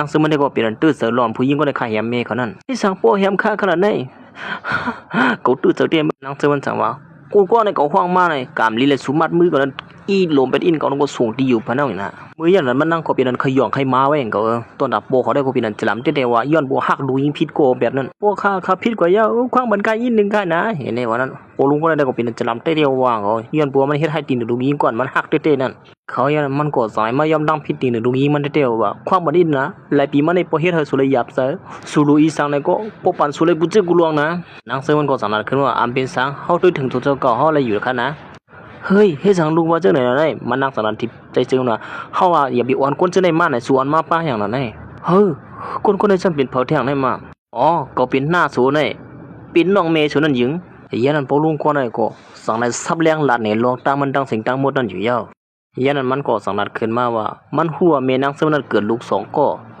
พ้องอย่างนั้นมันก็สั่งในหีมาแทงก้อน1ก้อนเป็นปีนางนางซื้อมานั่นในยาวนางซื้อมันก็เลยฮู้ขึ้นมากำเหลียวตีเต้ก็มันมีพี่น้องผาเพไว้ในนั้นเยี่ยวก็มันนางนั้นซ้ำมีดังปีนางสิมือก็เล็กก็แหลงแหละมือเหลียวเลยสิงอาสากว่าเอ้าโอลุงก็ได้ก็สั่งนัดป้าแทงว่าพอสุขให้ฮู้ลองตั้งมาไหนก็สุกะติเวียกแล้วนะมังเผาสุติฮู้ลองตั้งที่สุขให้หันนะเฮาเดี๋ยวก็ซ้ำซุนะนี่นั่นสิเขา2ก็สั่งไรมาฮอดถึงตีนายอยู่ยาวเขาอย่างนั้นแค่ห่างอันปีนามันก็สัมพอเต็มคว้างปีนายไว้เสียเหมือนมันนั่งไรมาหันแค่ห่างเส้นในโกนหน้าอกโมโหเสิร์มันนั่งได้สัมพอมใครสั่งลัดความใต้อีเดียวตีเตมันย่อเขาถูกนิยมตั้งเพี้ยนสุด2ก็ปีน้องนะเฮ็ดสุด2ก็ปีน้องเลยผัดยานกันซึ่งในลงในสังว่าเขาหิมเอาเขากว่าในสุกนถูกเปิ้นเป้กินเขาตั้งเป็นหลายปีนั่นนะตีเตมันปลุงก็ได้ส่งข่าวในแม่นางซึ่งมันว่าพี่น้องพาแผมันนั่งนั่นไปตั้งมาเปลี่ยนไว้เลยป้าคนนั้นเลยฮู้ว่านั่งซึ่งมันในอยากเป็นลูกเต้ๆมันได้ตั้งลูกผาเพมันนั่นไหนเสเพราะฉะนั้นเขา2ก็มีลูกนั่นแล้วเมนังซึ่งมันเนียนจอนกว่านั้นมังซึ่งมันได้ก็เป็นอันตื้อเสด็จเตว่าร้องในนั้นซ้ำซะนั้นแม่เฮาก็เดี่ยมได้เนียนจอนกว่าซึ่งน่ะย้อนบัวแม่เฮาฮู้ลองเตะเขาเป็นหลาย2ตัวนั่นนี่นะลุงก็เลยก็จะเป็นตังพี่เด้อเนี่ยนะคว้างบ่ได้นึงนะตังพี่อยู่นี่เฮ้ยอย่าไปว่าซึ่งนั้นเขาแลเขาตื้อเสมาลองในเขาตั้ง10ปีนะอย่าไปตั้งพิษเขาซึ่งไหนเขาเลยนะยิงว่าเนย เหมือนปูรุ่งก็ในอังที่ออกก่อนค่อยหนังก็2 รัฐป้าแทงก้อนมือว่าเฮาเป็นหน้าก้อนนึงเฮาให้ริมต่อสู้ก้อยกะเขาได้ฮักสู้เด้อนะเหมือนที่ผัดยันเมืองที่ในกว่านั้นก็เขาถึงที่หางแฮนตัวแน่นซ้อนเขาอยู่ยาวว่าเขาอันเอามาโหเจอสู้นึงก็นังซื้อมันก็2 ได้ถามถึงร้อนมันใส่ตั้งใส่ซื้อมันเต็นหน้าเฮือนกันนั้นย้อนเพิ่นสร้างในอยู่ดีเตมันยาวปีนางซึ่งวันนั้นยามจอยแถมเมทัลใส่ซึ่งมันไว้เลยเมทัลใส่ซึ่งมันเปลี่ยนเลยเสือที่1ปีนางซึ่งมันที่ว่าร้อนมันนางเลยตั้งใส่ซึ่งมันเต็นหน้าเฮือนจำกันนั้นได้ก็เป็นปีนามันก็เป็นกุนก็เตอยู่ลองทั้งสิตั้งหมดเตียนสู่เต็นหน้าเฮือนจำกันได้ก็เป็นปีนางสู่ก็คับขึงปานเนี่ยนะเขาก็เอาเสื้อเสียงสุเสกว่านั้นยิงน่ะมันลองจอยว่าบ่ซื้อก็ยาวกว่าด้วยปีนางสู่ได้อินเลยนะเพราะฉะนั้นก็หน้าก็ดิยันปกมือกว่านั้นว่าเฮ้นั่นสิมันนั่งก็2 ในมันด้วยก่อนเป็นพี่น้องพาเพกันนั่งมันนั่งเลยตั้งใจซื้อมันนั่นอยู่ยาวสมาห้อมไปฮู้จักสุสิตาในก็สุเฮ็ดปันตอนตาเฮาผู้ซื้อกูลองเพราะเป็นดันในยินซ่วมถึงสู่แต่นะพี่สาวแหในวันนั้นล้วนสุขฮู้ขหันก็กูโซก็ลองก็ป่องแรงมาเยอะเลยนะสุติบาซึ่งละกำในที่เตมันเฮาตั้ง2ก้นได้ก็เป็นพี่น้าเฮาก็คับขึงไปตั้งเมทัลสุก็คับขึงบันก้อยลงซึ่งคือก็เยอะเฮาก็ฮักสู้ในนะในวันนั้นใจจึงก็สมวันในเกกางเฮาตั้งศูนย์ในเป็นลองตาฮักมาสิมื้อเตมันสิตาในก็ก้อยกะเตียวในกว่าเฮาก็เฮาเป็นตาฮักกันมันกึมกว่าสิกำละนะเฮนั่นสิซื้อเฮาค่ะก็เป็นอันสุดยอดกว่าที่นายกค่ะป้อนกันสืบตุ้ยแทงซื้อเหมือนตีมันสิกำค่ะไม่ซึนค่ะ